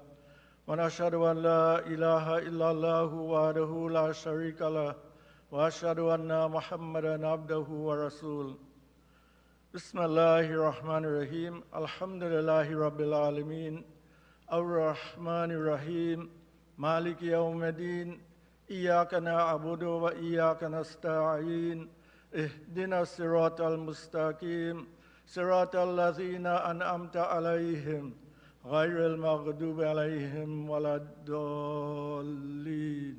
Ameen. Bismillahir Rahmanir Rahim. In the name of Allah, most gracious, most merciful. All praise is due to Allah, the Lord of the worlds, the beneficent, the merciful, owner of the day of judgment. Thee do we serve, and thee do we beseech for help. O Allah, bless all the leaders of the Caribbean states, those who are members and those who are associate members. We ask of you, O Allah, to guide them in their deliberations, that they will make decisions that will be of benefit to their respective countries and citizens. We ask you, O Lord, to make the task easy for them. And when the summit is over, everyone will be satisfied to return to their country and continue to guide their citizens once more. قل اللهم مالك الملك تؤتي الملك من تشاء وتنزع الملك ممن تشاء وتعز من تشاء وتذل من تشاء بيدك الخير إنك على كل شيء قدير. سبحان ربك رب العزة عما يصفون والسلام على المرسلين والحمد لله رب العالمين. لا إله إلا الله محمد رسول الله صلى الله عليه وسلم. Assalamu alaikum wa rahmatullahi wa barakatuh. Thank you to Haji Ahmad Hussain. Our thanks to all heads of religion for leading us in prayer. Ladies and gentlemen, please be seated. As we prepare for the formal remarks, we shall establish the salutations and protocol on which this, the opening ceremony of the 45th regular meeting of the Conference Heads of Government of CARICOM shall be established. Your Excellency, Christine Kangaloo, ORTT, President of the Republic of Trinidad and Tobago, and Your Excellency Kerwin Garcia, SC, the Chairman of the 45th meeting in Conference of Heads of Government, the Honorable Roosevelt Skerrit, Prime Minister of the Commonwealth of Dominica, the host country Prime Minister, Dr. the Honorable Keith Rowley, Prime Minister of the Republic of Trinidad and Tobago, and other heads of government of the Caribbean community.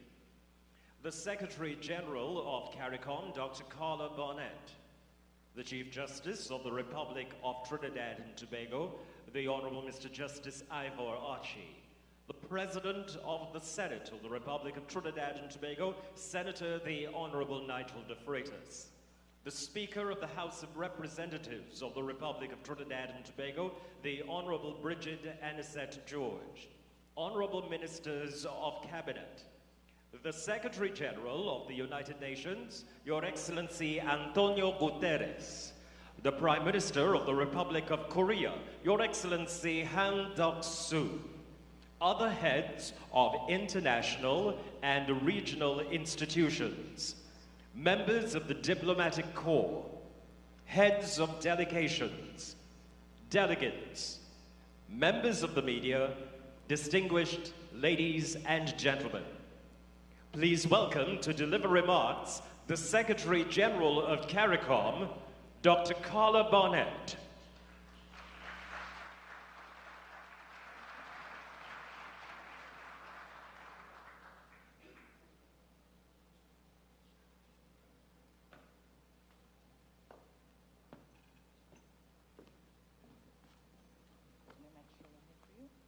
Thank you very much.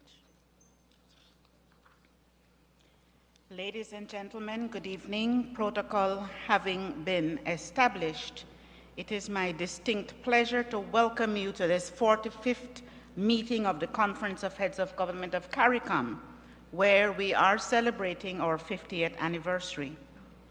On behalf of CARICOM, I express our appreciation to our host Prime Minister, Dr. the Honorable Keith Rowley, and the people of Trinidad and Tobago for providing us a most favorable setting in which to conduct the business of the community and to celebrate our Golden Jubilee.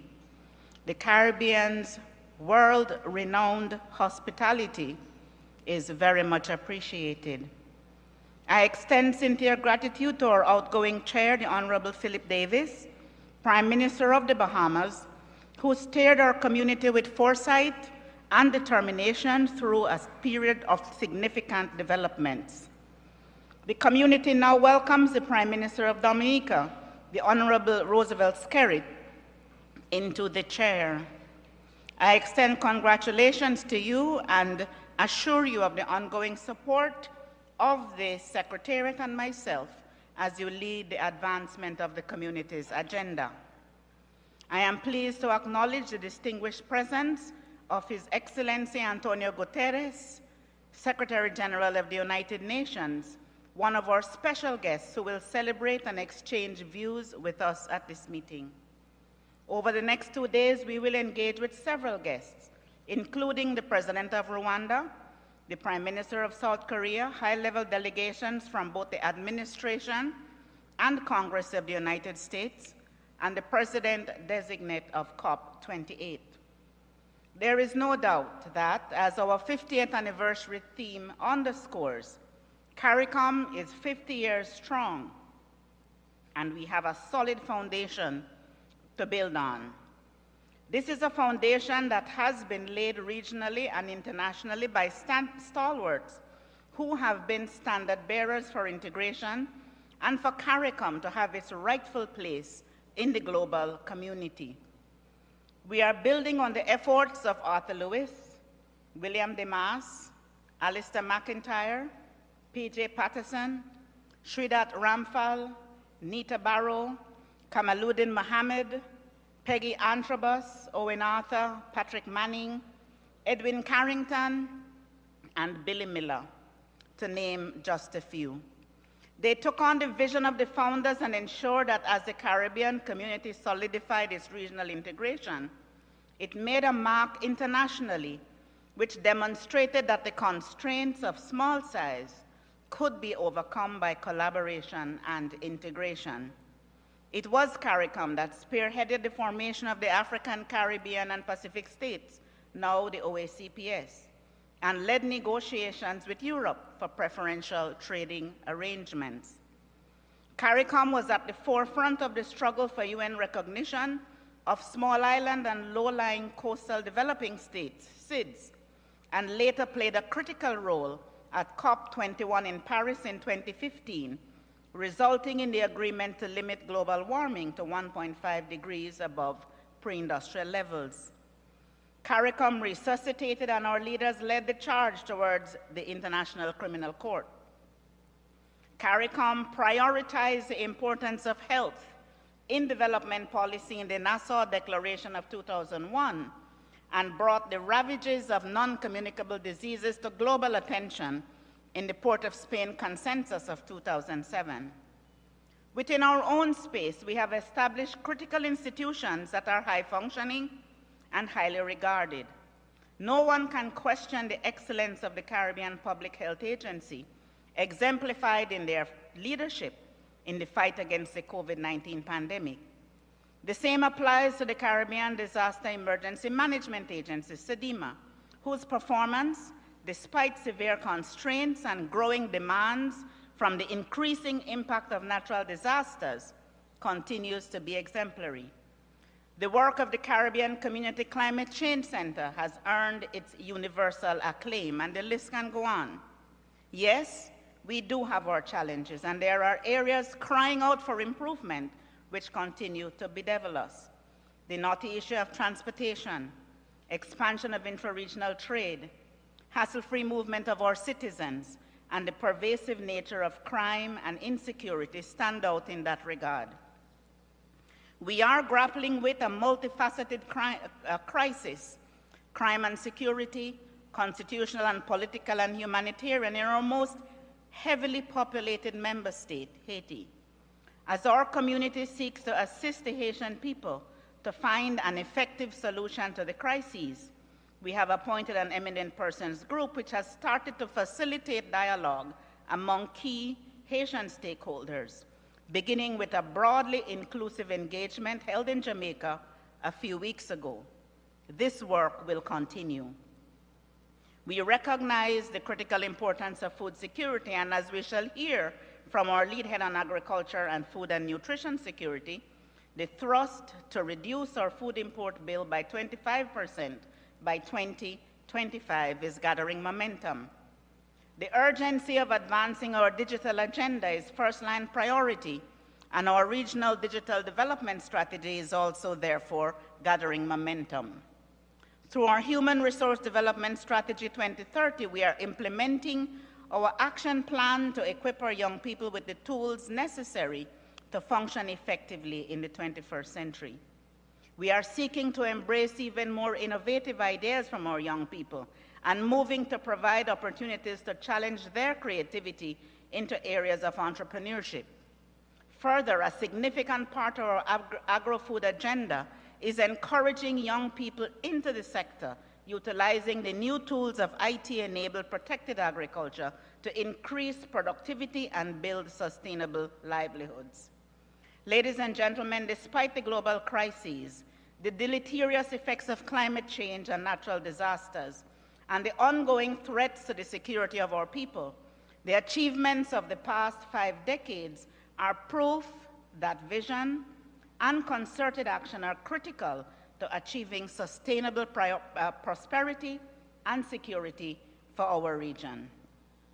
Time and again, despite changing global realities, our community has demonstrated that resolve and resilience necessary to maintain the course of integration. The Caribbean community has done well. It is therefore fitting that we acknowledge and celebrate our Golden Jubilee. I have every confidence that our deliberations and decisions over the next 2 days of meeting will set us on a course for another 50 successful years. Thank you very much, ladies and gentlemen.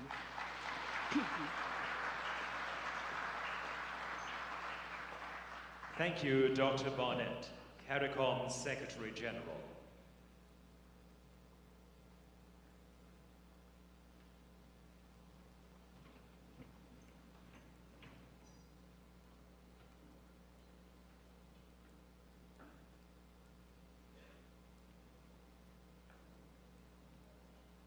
Ladies and gentlemen, we now present one of Trinidad and Tobago's celebrated choirs, the Lydians, here to perform Andre Tanker's Sayamanda.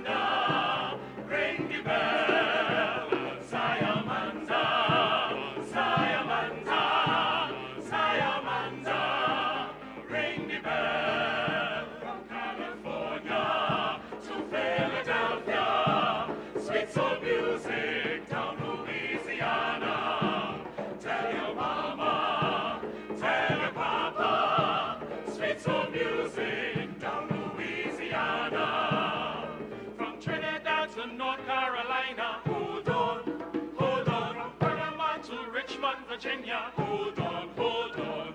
Pole to pole and corner to corner. Hold on, hold on. Behind the bridge and across the border. Hold on, hold on. Chain of colors. Chain of love. Saya Manzara, Saya Manzara, Saya Manzara. Ring the bell. Saya Manzara, Saya Manzara, Saya Manzara. Ring the bell. Chain of freedom across the world. Give the children a hand to hold. Like a rainbow, come to life. Like the sunshine, golden bright. From Trinidad to North Carolina, hold on, hold on. From Panama to Richmond, Virginia, hold on, hold on. Pole to pole and corner to corner, hold on, hold on. Behind the bridge and across the border, hold on, hold on. Chain of colors, chain of love. Saya Manzara, Saya Manzara, Saya Manzara. Ring the bell. Saya Manzara, Saya Manzara, Saya Manzara. Ring the bell. Ring the bell. Ring the bell. Saya Manzara, Saya Manzara, Saya Man. Ring the bell. Saya Man, Saya Manzara, Saya Man. Ring the bell. Ring the bell. Don't think, ring the bell. Ring the bell.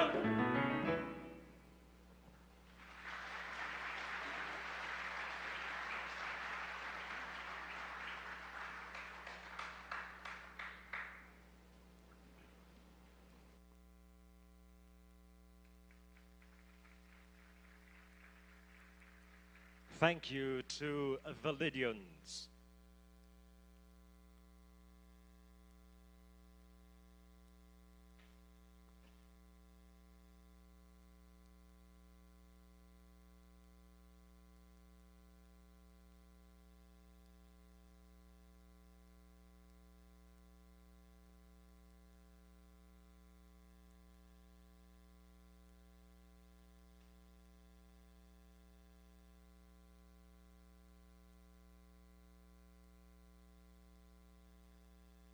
And now, ladies and gentlemen, please welcome to address you the Prime Minister of the Republic of Trinidad and Tobago, Dr. the Honorable Keith Christopher Rowley.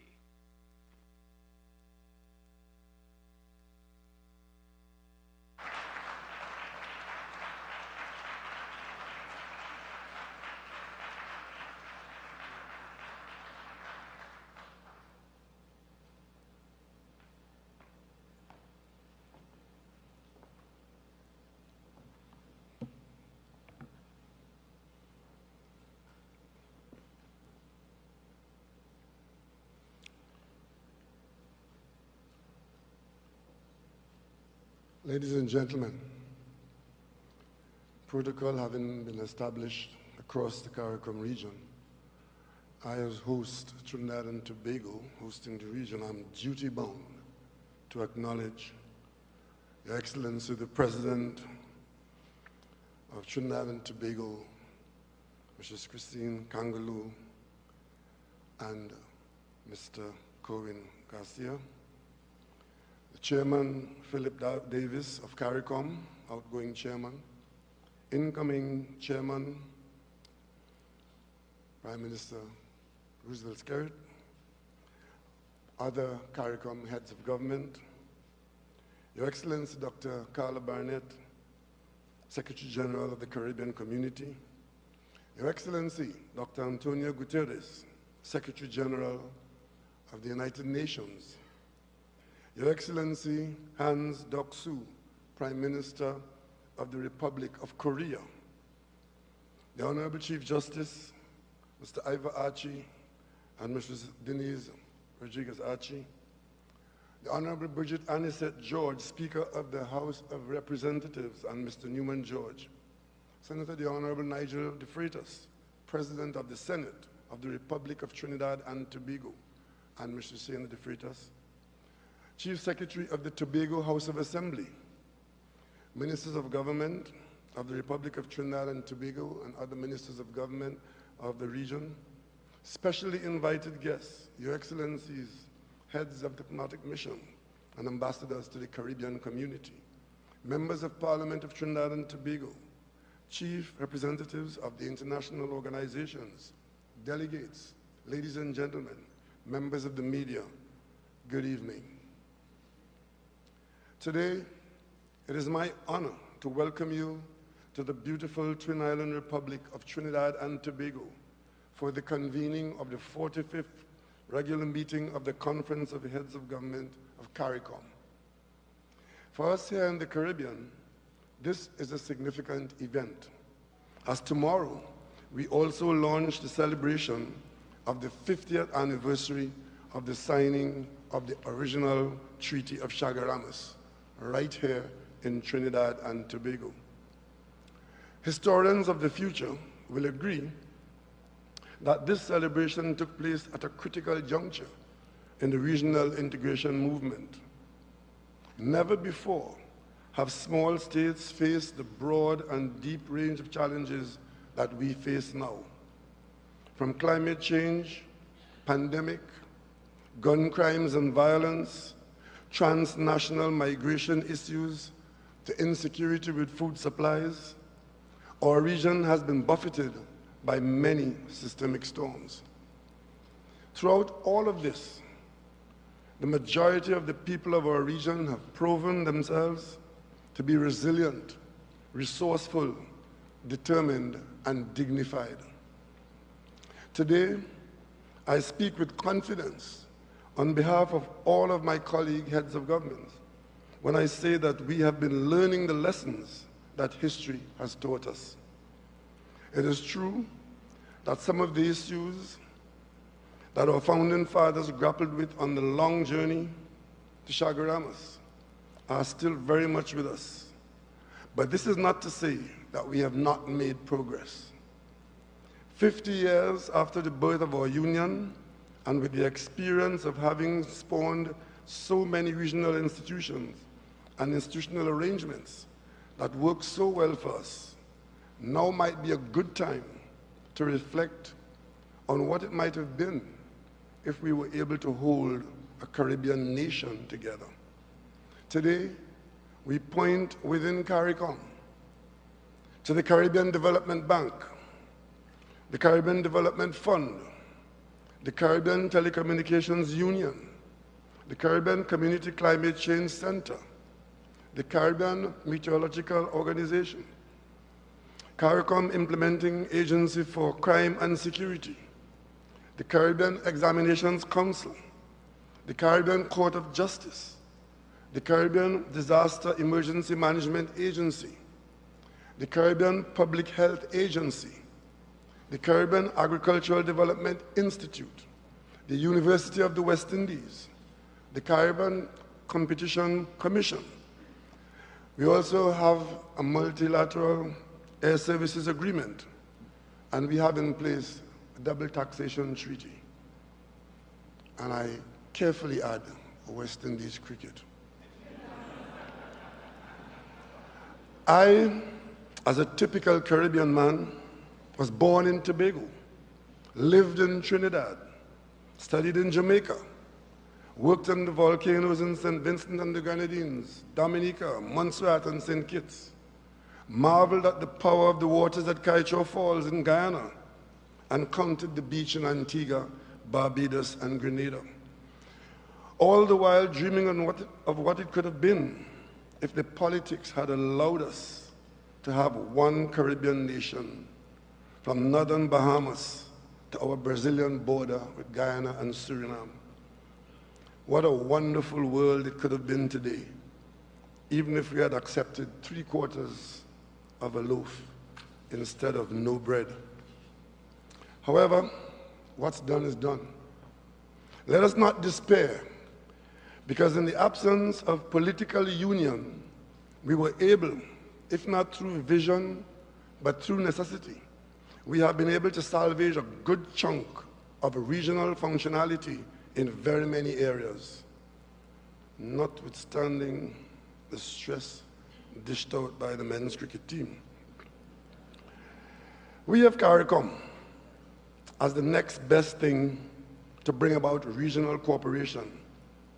And we must continue to grow the integration movement by adding new blocks to the structure, even as we strengthen what already exists. Even where there was doubt in the beginning, the experience must have shown us that we are stronger together. And even though we are an amalgam of small pieces of the globe, on the world stage, we might be small, but we are not insignificant. As CARICOM, we are at our strongest. We could be at our best. Let's claim our space in this world and just do it. On this special celebratory occasion, we can reflect with reverence on the events that transpired in Chaguaramas on July 4th, 1973, and pay homage to the foresight our founding fathers had when they laid the foundation upon which this great family of nations was built. I anticipate that there will be many moments of introspection and reflection over the course of the next few days as we take the opportunity to mark this golden anniversary together, side by side.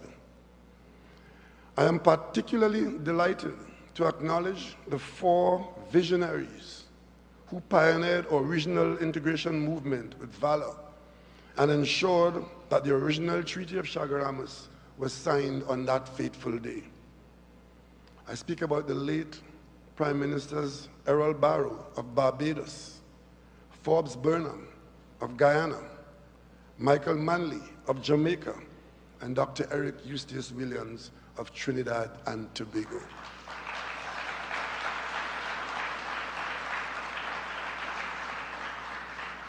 They were leaders who understood that our strength as small states lies in our unity. They understood that our collective destiny can only be fulfilled through our determined collaboration in the face of global systems that are designed to keep us weak, dependent, and apart from each other.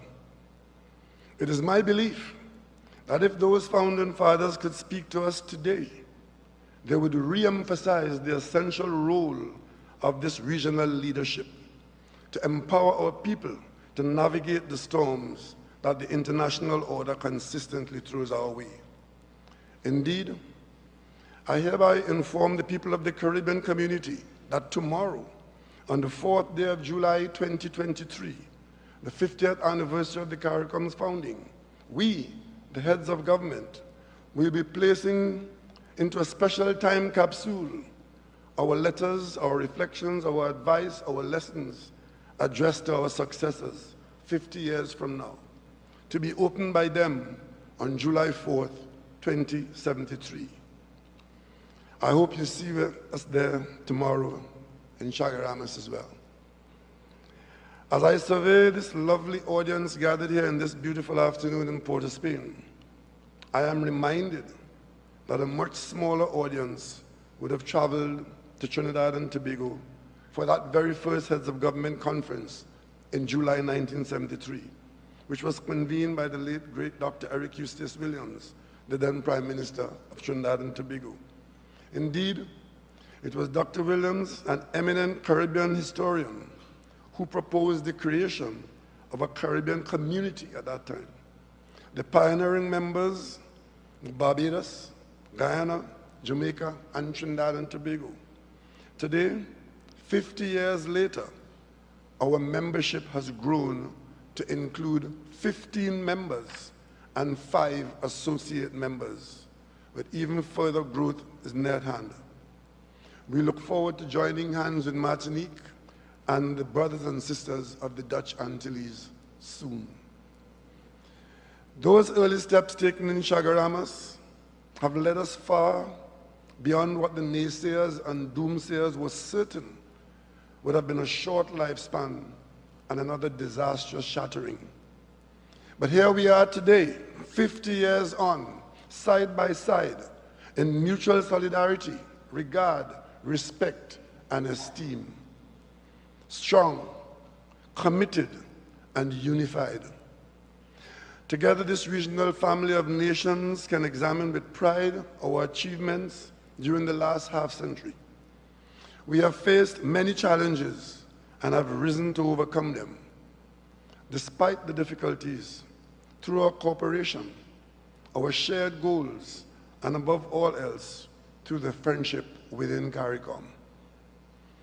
Our regional integration movement has not only survived, but it has thrived, expanded, and flourished. Whilst we recognize that there's a whole lot more to be attained at this juncture, we can proudly say that we have been going in the right direction. And with renewed confidence and vigor, we can indicate our intention to continue by joining the famous Jamaican radio announcer, Don Toppin, whose clarion call was always, "Today the Caribbean, tomorrow the world." Honored ladies and gentlemen, I have the distinction of having served in the political sphere for decades, not quite as long as my comrade Ralph Gonzalez, but long enough to have witnessed firsthand the way that CARICOM has remained relevant to the needs and dreams and aspirations of its regional citizenry. Our children need to be taught its relevance and its history.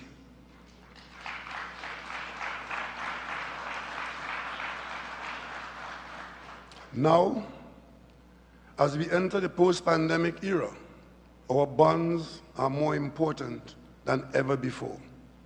None of us will ever forget those long, dark days and nights when over a few years, the lives and livelihoods of our people hung in the balance under the threat of what was then a very novel, death-dealing virus.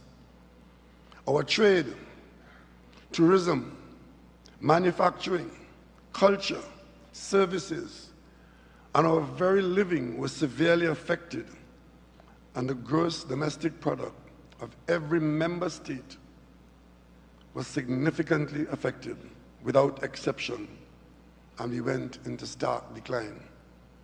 The resilience of our community endured this test and survived, in large part to the determination of our people and the strength bestowed upon us by our ancestors due to the strength of our regional organs, such as the Caribbean Public Health Agency, CARFA, and due to a caliber of leadership right across the Caribbean that joined in solidarity to advocate when needed, to remonstrate when necessary, to share when required, and through it all, to stand together through thick and thin.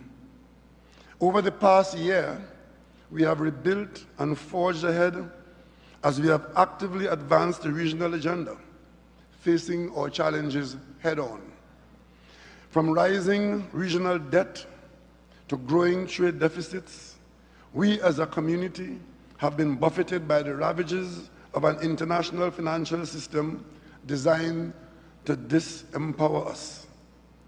As serious as the world's problems are, and having been shut out of many of the markets through trade restrictions like the sugar and banana industries, we can hardly be excited by the ongoing prospect of being escorted out of the world's financial system through de-risking and loss of correspondent banking, not to mention being encouraged to hastily abandon our hydrocarbon resources, even as others expand their natural gas production, open up nuclear power, and fire up their own coal powering station.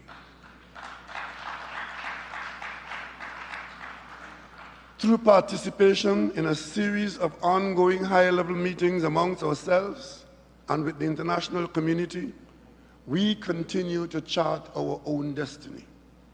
We did this back in 2001 when we signed the revised Treaty of Chaguaramas and created the CARICOM Single Market and Economy.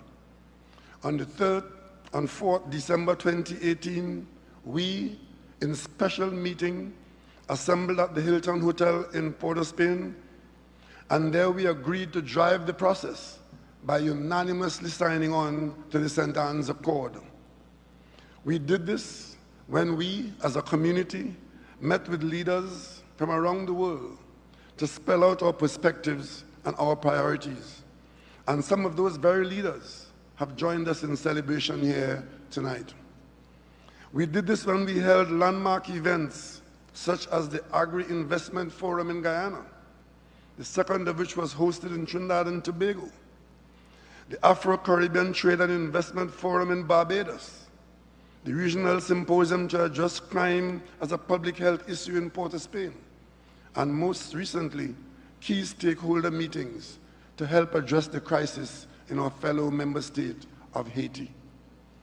These are but a few of the focused approaches that we have undertaken as heads to reinforce sustainable development, tackle poverty, and address rising crime and insecurity in the region.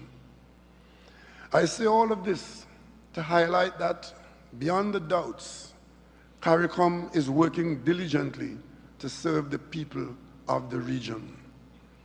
While at times the going may be slow or the outcome may not have been readily apparent, we all continue to build on the strong foundation laid 50 years ago.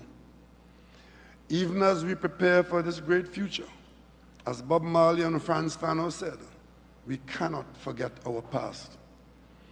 We can see that our trajectory, though arduous at times, is one that will lead to a better future for all our people.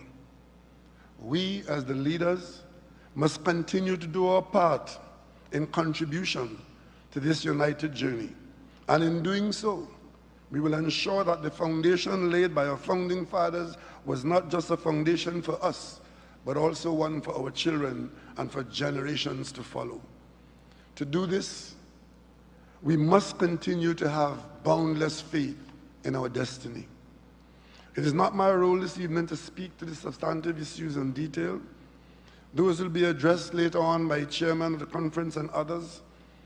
My task is a simple one: to set the tone and to extend the warm hospitality of Trinidad and Tobago to our regional partners and international guests over the coming days. I hope you're satisfied with our arrangements. I must acknowledge that efforts of the Trinidad and Tobago team and the CARICOM secretarial staff, who in collaboration with the chairman of conference, Prime Minister of Dominica, have worked tirelessly to prepare a fitting program to commemorate the launch of the 50th anniversary celebrations. In recognition of the fact that the people of our region are renowned for being able to have a good time, this program includes a special 50th anniversary concert planned for tomorrow evening. I'm sure that you all look forward to being able to unwind in Caribbean style. Let us celebrate as we in the Caribbean know how. Tomorrow morning, heads of governments will return to Chaguaramas to pay poignant tribute to the important beginnings of this great community. As Prime Minister of the Republic of Trinidad and Tobago, it is my deep honor to host you on this, the Caribbean Golden Jubilee of CARICOM. And I look forward to deepening the fraternal bonds within our family of nations in the years ahead. I wish you a most productive, memorable, and enjoyable time in Trinidad and Tobago.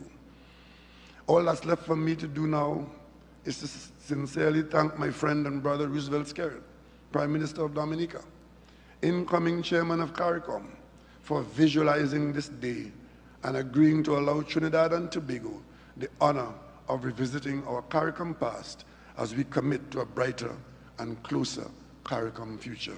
Brothers and sisters, I thank you.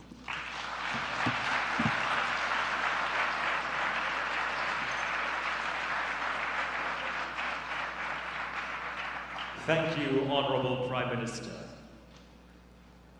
Ladies and gentlemen, he first learned the intoned singing of ancestral prayers. From the time he was 8 years old, he was curious and eager to explore the mysteries of music. He tried out the harmonium, the centuries-old dolak and danta, the clarinet, the mandolin. By instinct and by ear, he finally chose the king of all instruments, the sitar.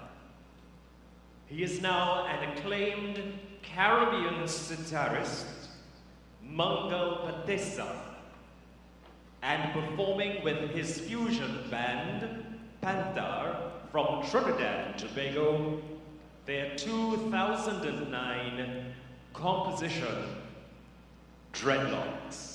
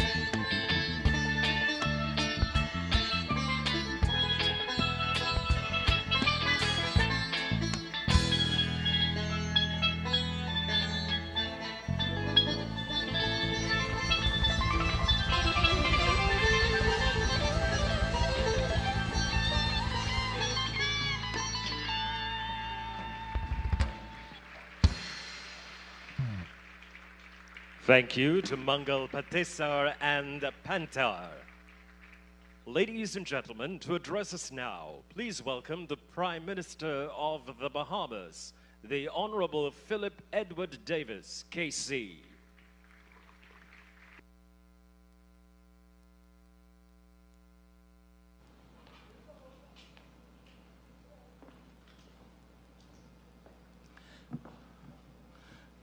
Your Excellencies, I do adopt the established protocol, but I'd like to acknowledge the presence of the Secretary General of the OAS, Luis Almagro, and the Secretary General of the Commonwealth Secretariat, Baroness Patricia Scotland.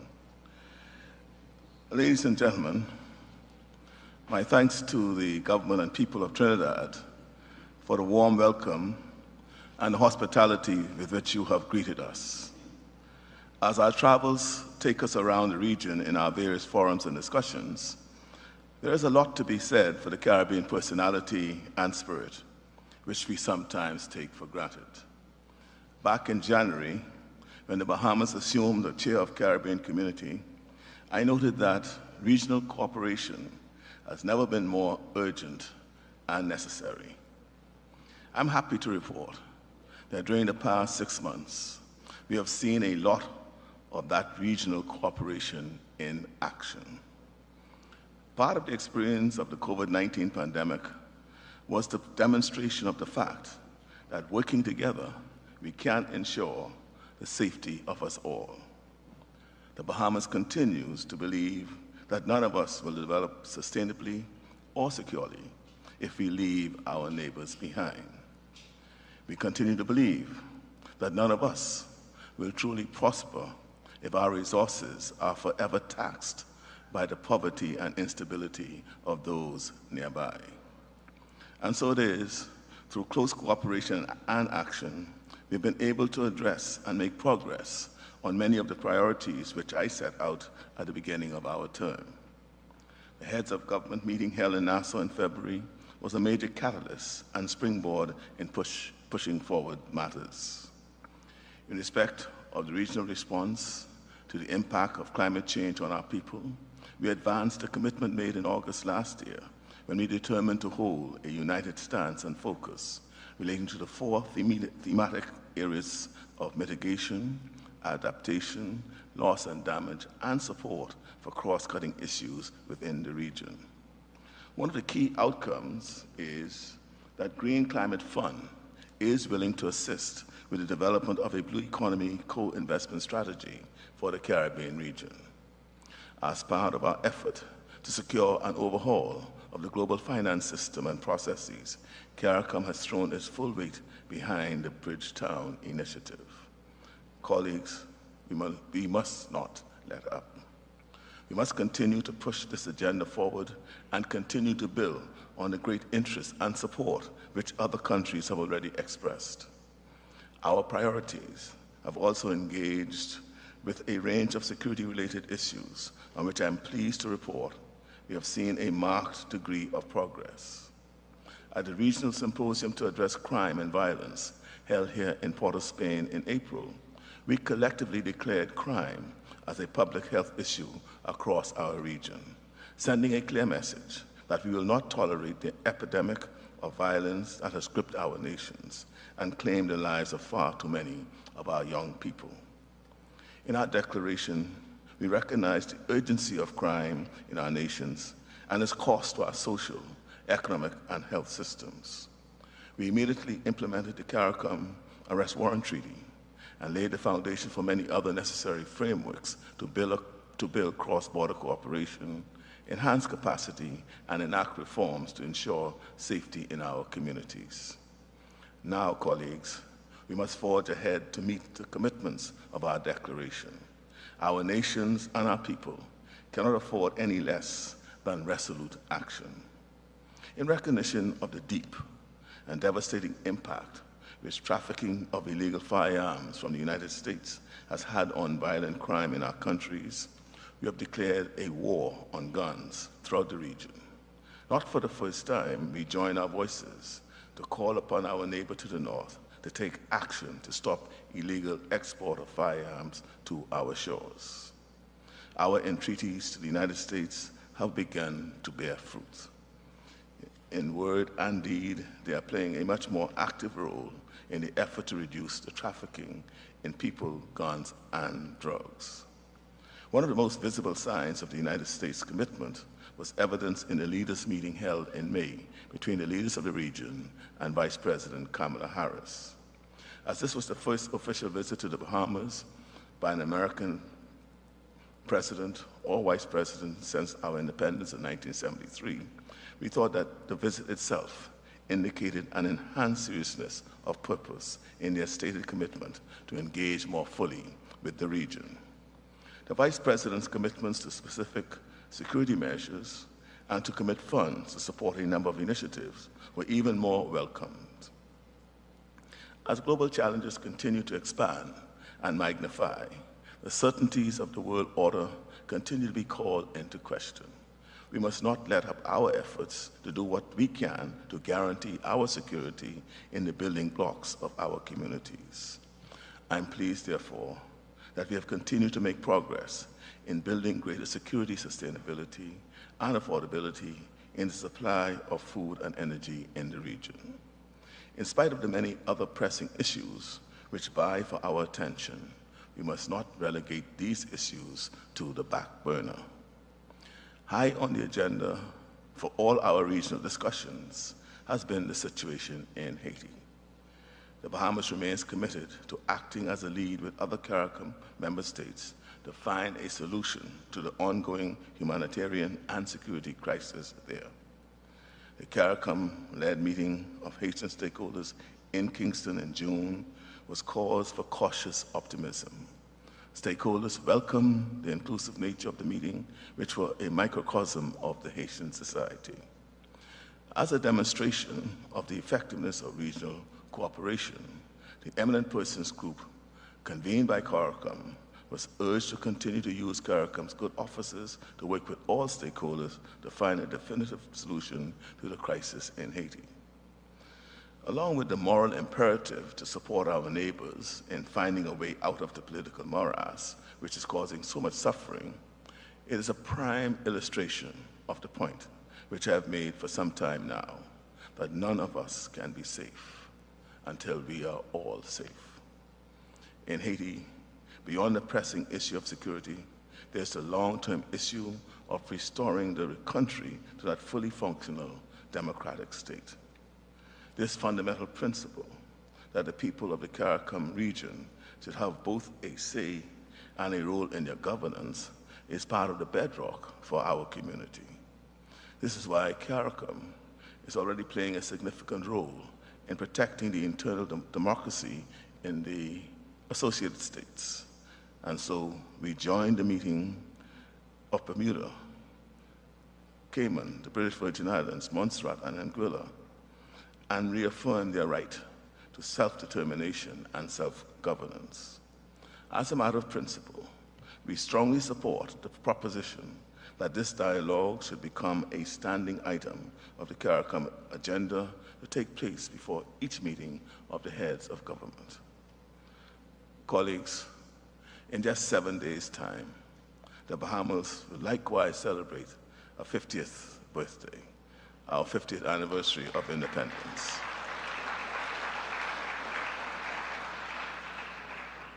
Activities have been underway for several months, but the date itself is obviously of great significance to us.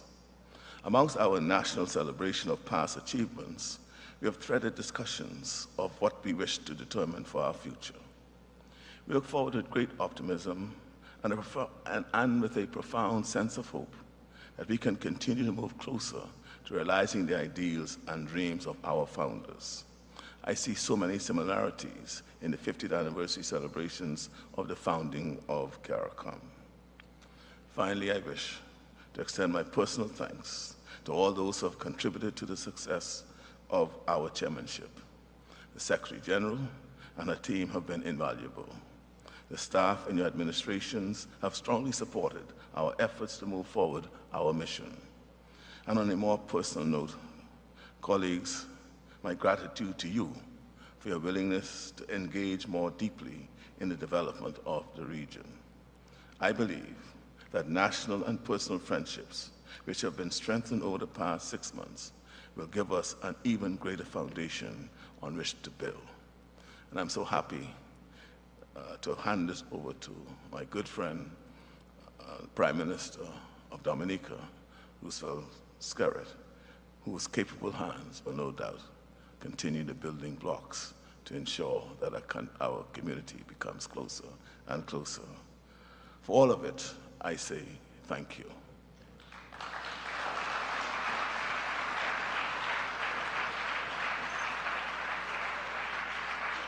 Thank you, Honourable Prime Minister. Ladies and gentlemen, on the occasion of CARICOM's 50th anniversary, and at this, the 45th regular meeting of the Conference of Heads of Government of CARICOM, please welcome to address you the Secretary General of the United Nations, His Excellency Antonio Guterres.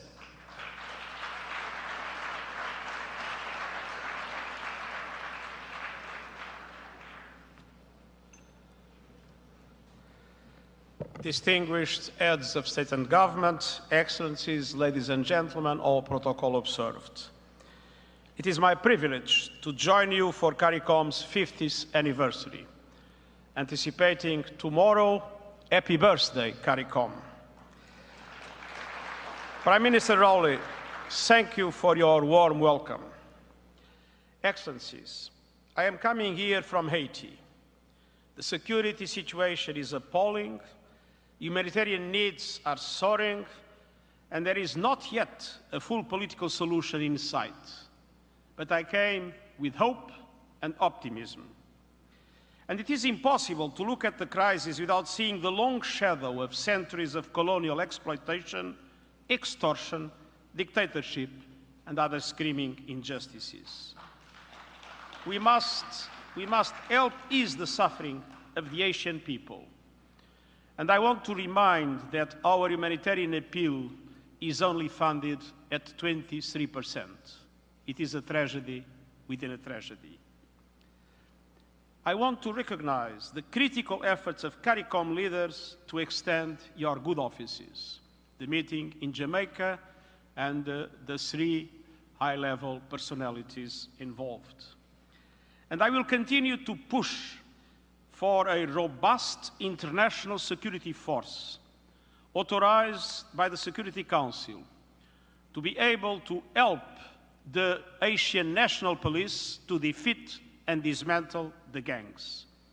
And I reiterate my call to all partners to increase support for the National Police in the form of financing, training, and equipment. Let's be clear.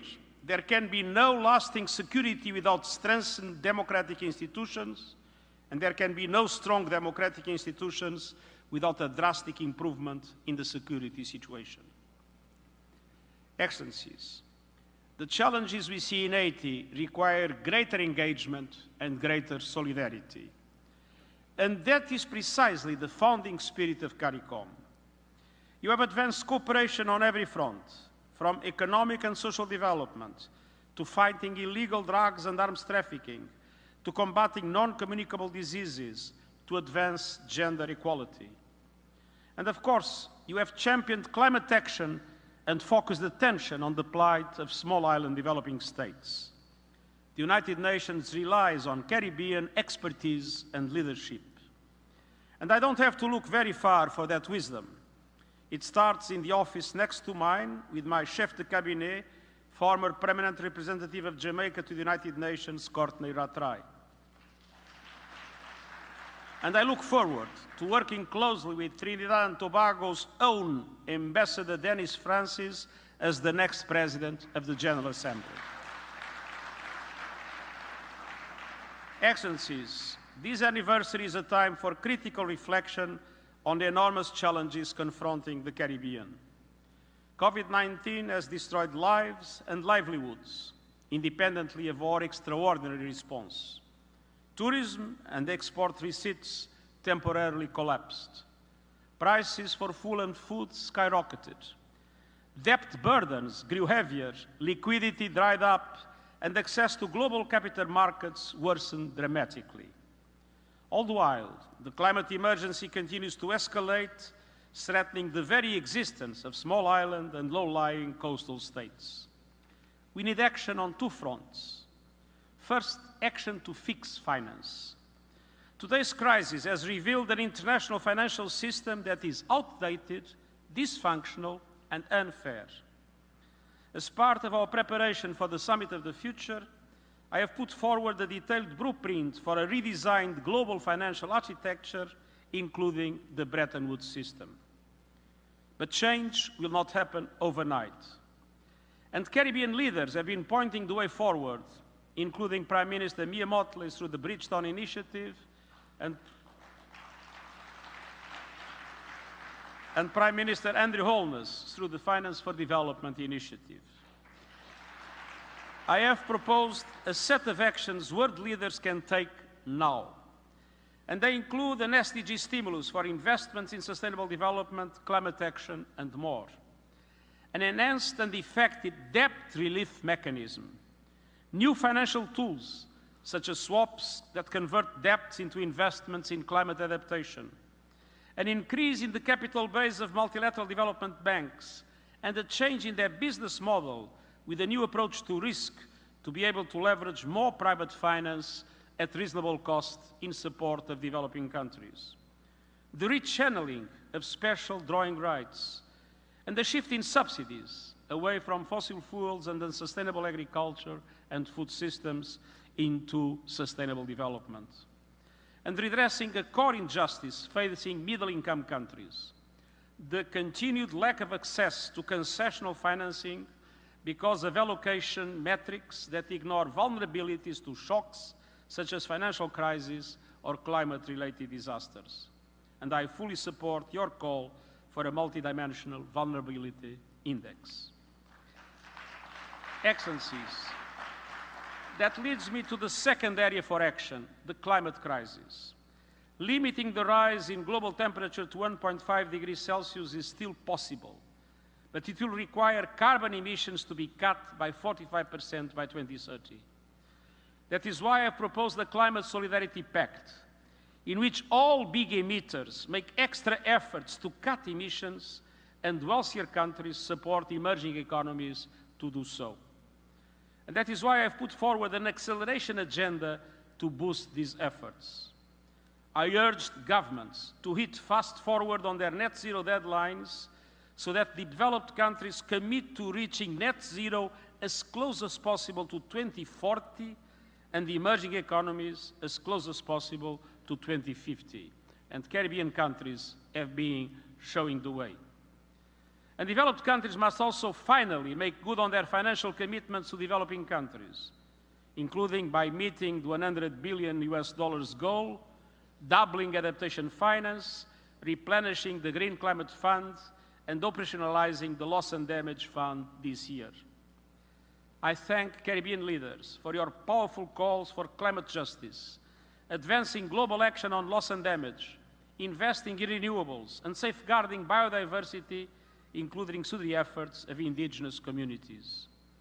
Excellencies, in his iconic song, Rally Around the West Indies, the great Calypsonian David Rudder said, "Soon we must take a side or be lost in the rubble in a divided world that don't need islands no more." My message is clear. Our world needs the islands. We need to rally around CARICOM. You have my full support, and I thank you.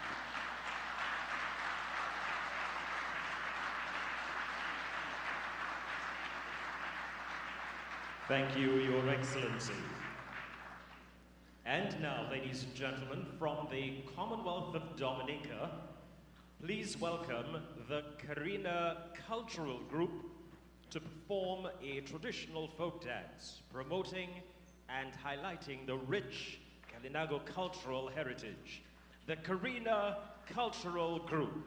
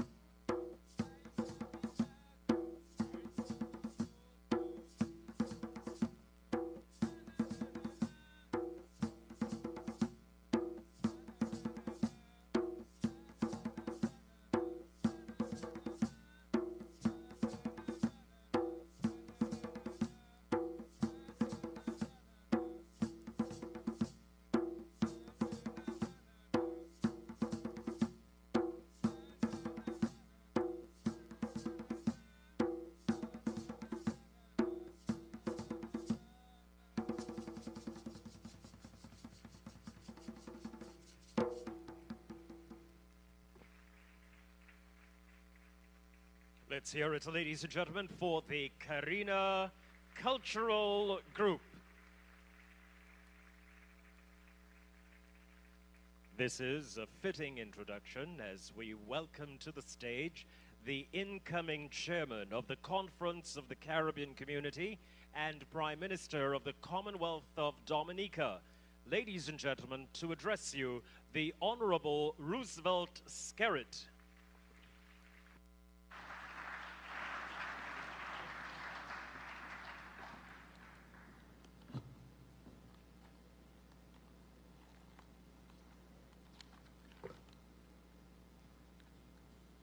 Good evening, everyone.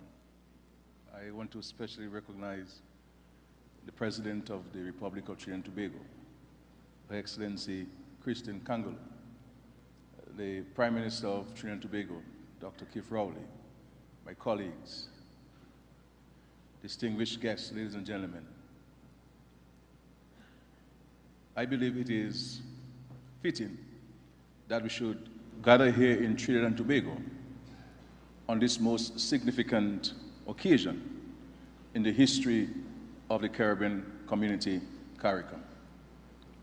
It is significant because it was here 50 years ago that Prime Ministers Errol Barrow of Barbados, Forbes Burnham of Guyana, Michael Manley of Jamaica, and Dr. Eric Williams of Trinidad and Tobago signed the Treaty of Chaguaramas, setting the region on a solid footing on the road to integration.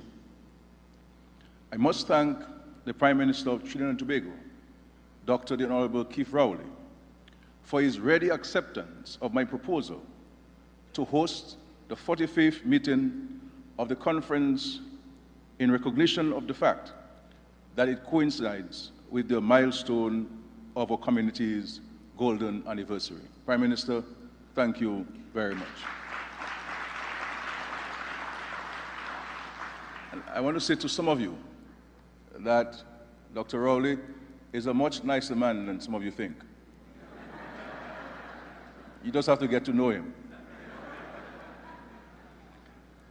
I am sure you will agree with me that there is no better place than the birthplace of CARICOM to mark and celebrate this occasion.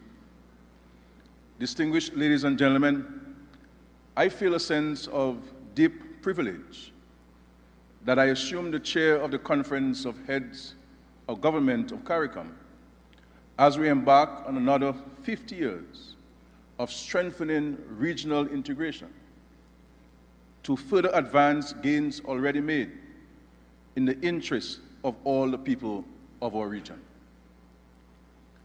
I follow the Honorable Philip Davis, Prime Minister of the Bahamas, whose energetic and thoughtful leadership over the past 6 months has set the tone for this week's celebrations. Prime Minister, thank you very much.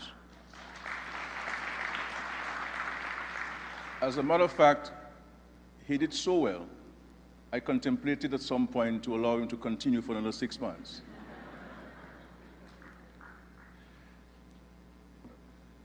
Colleagues, ladies and gentlemen, these past 50 years of CARICOM have seen many achievements. We deserve to be proud of our history. It is no mean feat that we have the longest surviving economic integration movement in the developing world. And second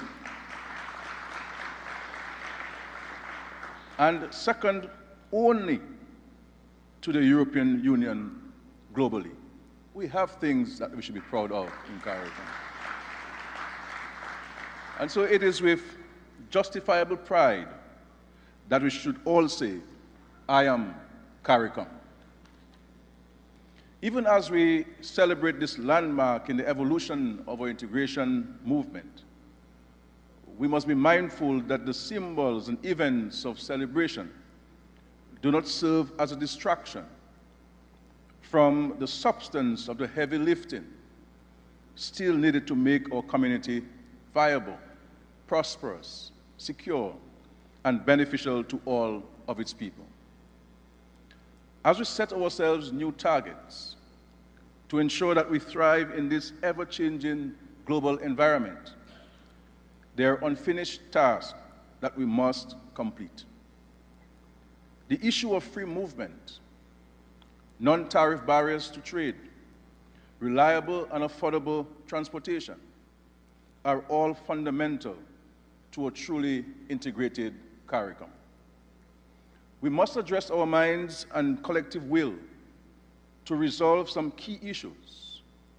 We have the opportunity on this historic occasion, and as we deliberate over the next few days, to take some decisions that can be truly transformative for our people and which will shape the future of our community for the next 50 years. On the eve of the 50th anniversary of the CARICOM community, I pose a question to us all. One that I am sure is on the minds of all citizens of this region. What is really preventing us from reviving the single domestic space that once allowed our citizens to traverse freely across our region? We have already tried and tested the Advanced Passenger Information System, APIS, which allows immigration and security personnel in each of our countries full access to the details of every passenger boarding an aircraft or a ferry.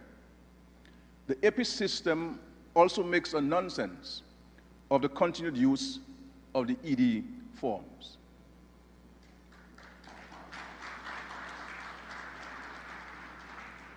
Additionally, the Implementation Agency for Crime and Security Systems, IMPACS, and the Regional Security System, RSS, institutions that we have relied on during the toughest of times, are both well equipped to complement the workings of the Advanced Passenger Information System. My distinguished colleagues, ladies and gentlemen, it is time to make intra-regional travel a joy rather than a hassle.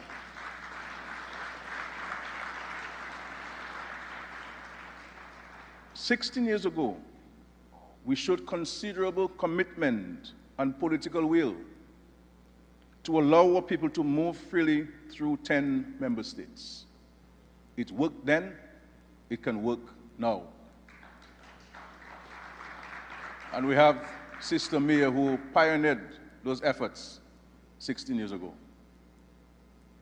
Similar political will must be brought to bear on the issues of expansion of the categories for free movement of skilled nationals to benefit the growth and expansion of the regional economy and the spirit of our community. And what better time than the celebration of our 50th anniversary to say to all of us in the Caribbean that we can move freely within the CARICOM space. The reality is that in any free trade arrangement within an integration movement, there will be those who benefit more than others. We recognize this in our revised treaty. It is therefore incumbent upon us all to strive to increase the ability of the less endowed to participate more fully in the trading arrangements. We must all seek to make our arrangements more equitable and use the provisions of the treaty in a more positive manner. It is true that there are dispute mechanism procedures, but we are all in this together for the benefit of the entire CARICOM. This is the true spirit of the community. We are our brothers and sisters' keeper, not only in times of disaster, but in all things. Ladies and gentlemen, unity in economic well-being, in security, in health, and in disaster management must be translated into all our processes. This must be the mantra that propels us into the next 50 years. Another of our processes which which must be addressed is that of regional travel. We are all very aware of the challenges of making air and sea transportation more efficient and affordable. But I dare say, it is for these insistent challenges that our region looks most to this CARICOM community for solutions. Colleague heads, we need now to actively pursue creative and affordable partnerships to deliver on the crucial element of integration in the interests of our peoples. The movement of people and goods are the backbone of a successful integration movement. We have done all the studies, and the statistics point us to the favorable outcome of an effective transportation system. I accept that this is a challenge that requires investments, which may not see an immediate return. It requires confidence that the provision of such a service will boost commercial opportunities and encourage more intra-regional travel. Our drive to reduce our food import bill by 25% by 2025 depends in large measure on intra-regional transportation. The early indications are that our agricultural sector and our farmers are rising to the challenge. We need our entrepreneurs, therefore, to look favorably upon the opportunities available in the transportation sector and be there for the long haul. As we reflect and deliberate on the challenges of true integration, we must address our minds to the complex issues facing our member state, Haiti. We have committed as a community to supporting the Haitian people, to broker a Haitian-led solution to the instability that they now face. It is a crisis that requires our continued support and the support of a wider international community. The initial outreach has met with generally favorable reactions. We are well aware that it is just the beginning, and our engagement must build from that. And we must keep the dialogue going until there is not only light at the end of the tunnel, but a station for the stakeholders to disembark from the train, united in purpose and action. The trust that the Haitian stakeholders have placed in us exemplifies the credibility that CARICOM has built over the years. And I say to our brother Prime Minister of Haiti, you will see even increased support for the Haitian people as we seek to find a solution to your challenges.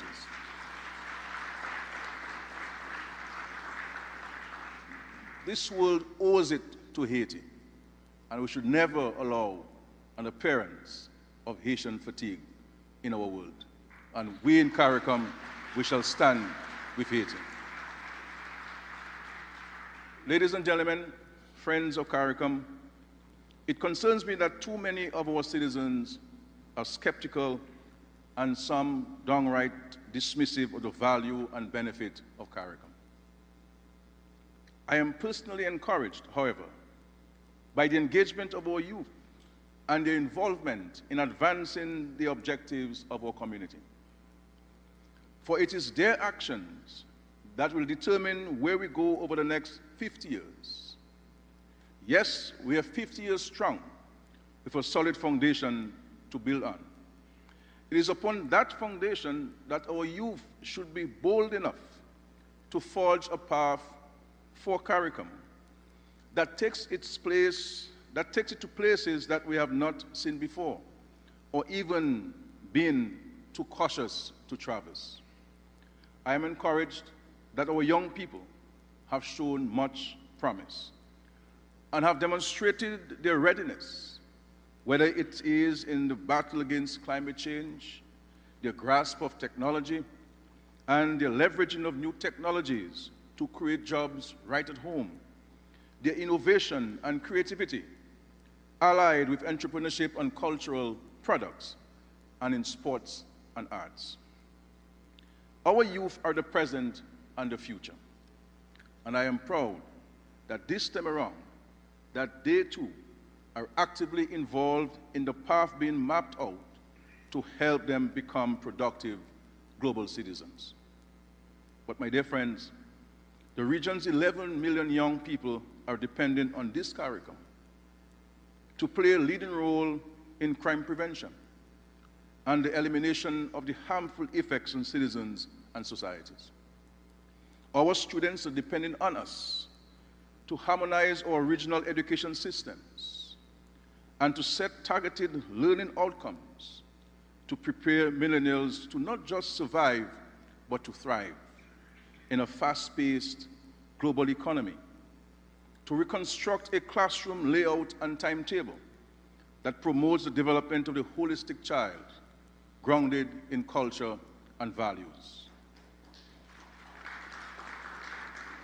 Ladies and gentlemen, I am thrilled to welcome to this forum the Secretary General of the United Nations.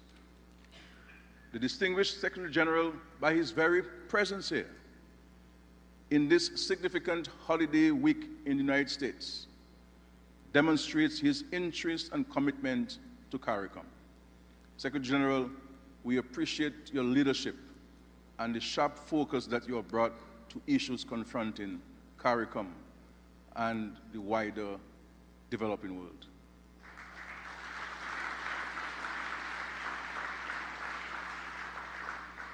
Left to us, we would have appointed you the president of the world. So you'll be in a better position to effect the change that we're looking for.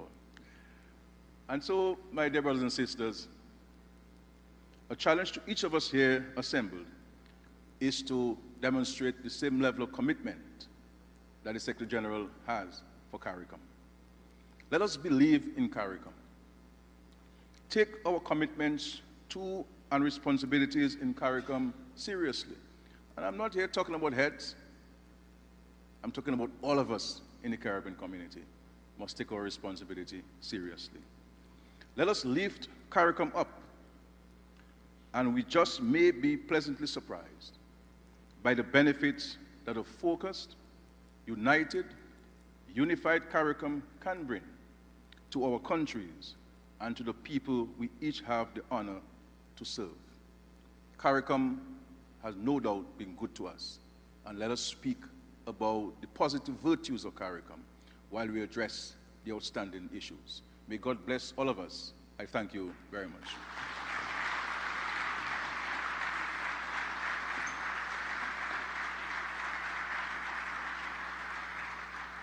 Thank you to the Honorable Roosevelt Skerrit, Prime Minister of the Commonwealth of Dominica and Chairman of the Conference of the Caribbean Community. Ladies and gentlemen, we are nearing the end of the formal program. I request your cooperation from here on in, please, to remain at your seats until we have afforded their excellencies and the heads of government and the Secretary General of CARICOM and the Secretary General of the United Nations to advance to their next appointment, following which you will be invited to retire to a reception. Ladies and gentlemen, this has been the opening ceremony of the 45th regular meeting of the Conference of Heads of Government of the Caribbean Community, CARICOM. Will you please stand for the departure of Her Excellency, the President of the Republic of Trinidad and Tobago, and His Excellency Kerwin Garcia, SC, and remain at your seats.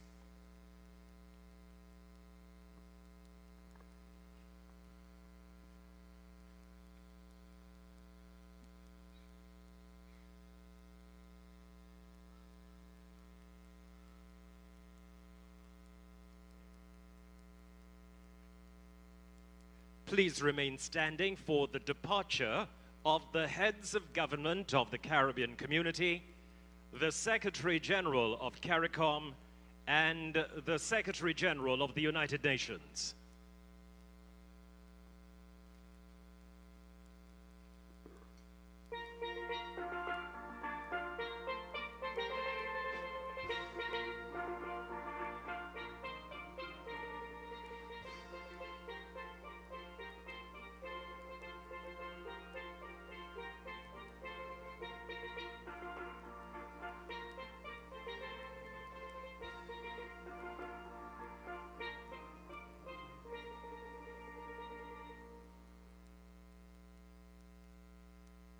And as our heads make their departure from the opening ceremony, we thank our viewing audience for sharing in this momentous occasion, the opening ceremony of the 45th regular meeting of the Conference of Heads of Government of CARICOM. Ladies and gentlemen, as the heads make their departure, we now invite you to sit.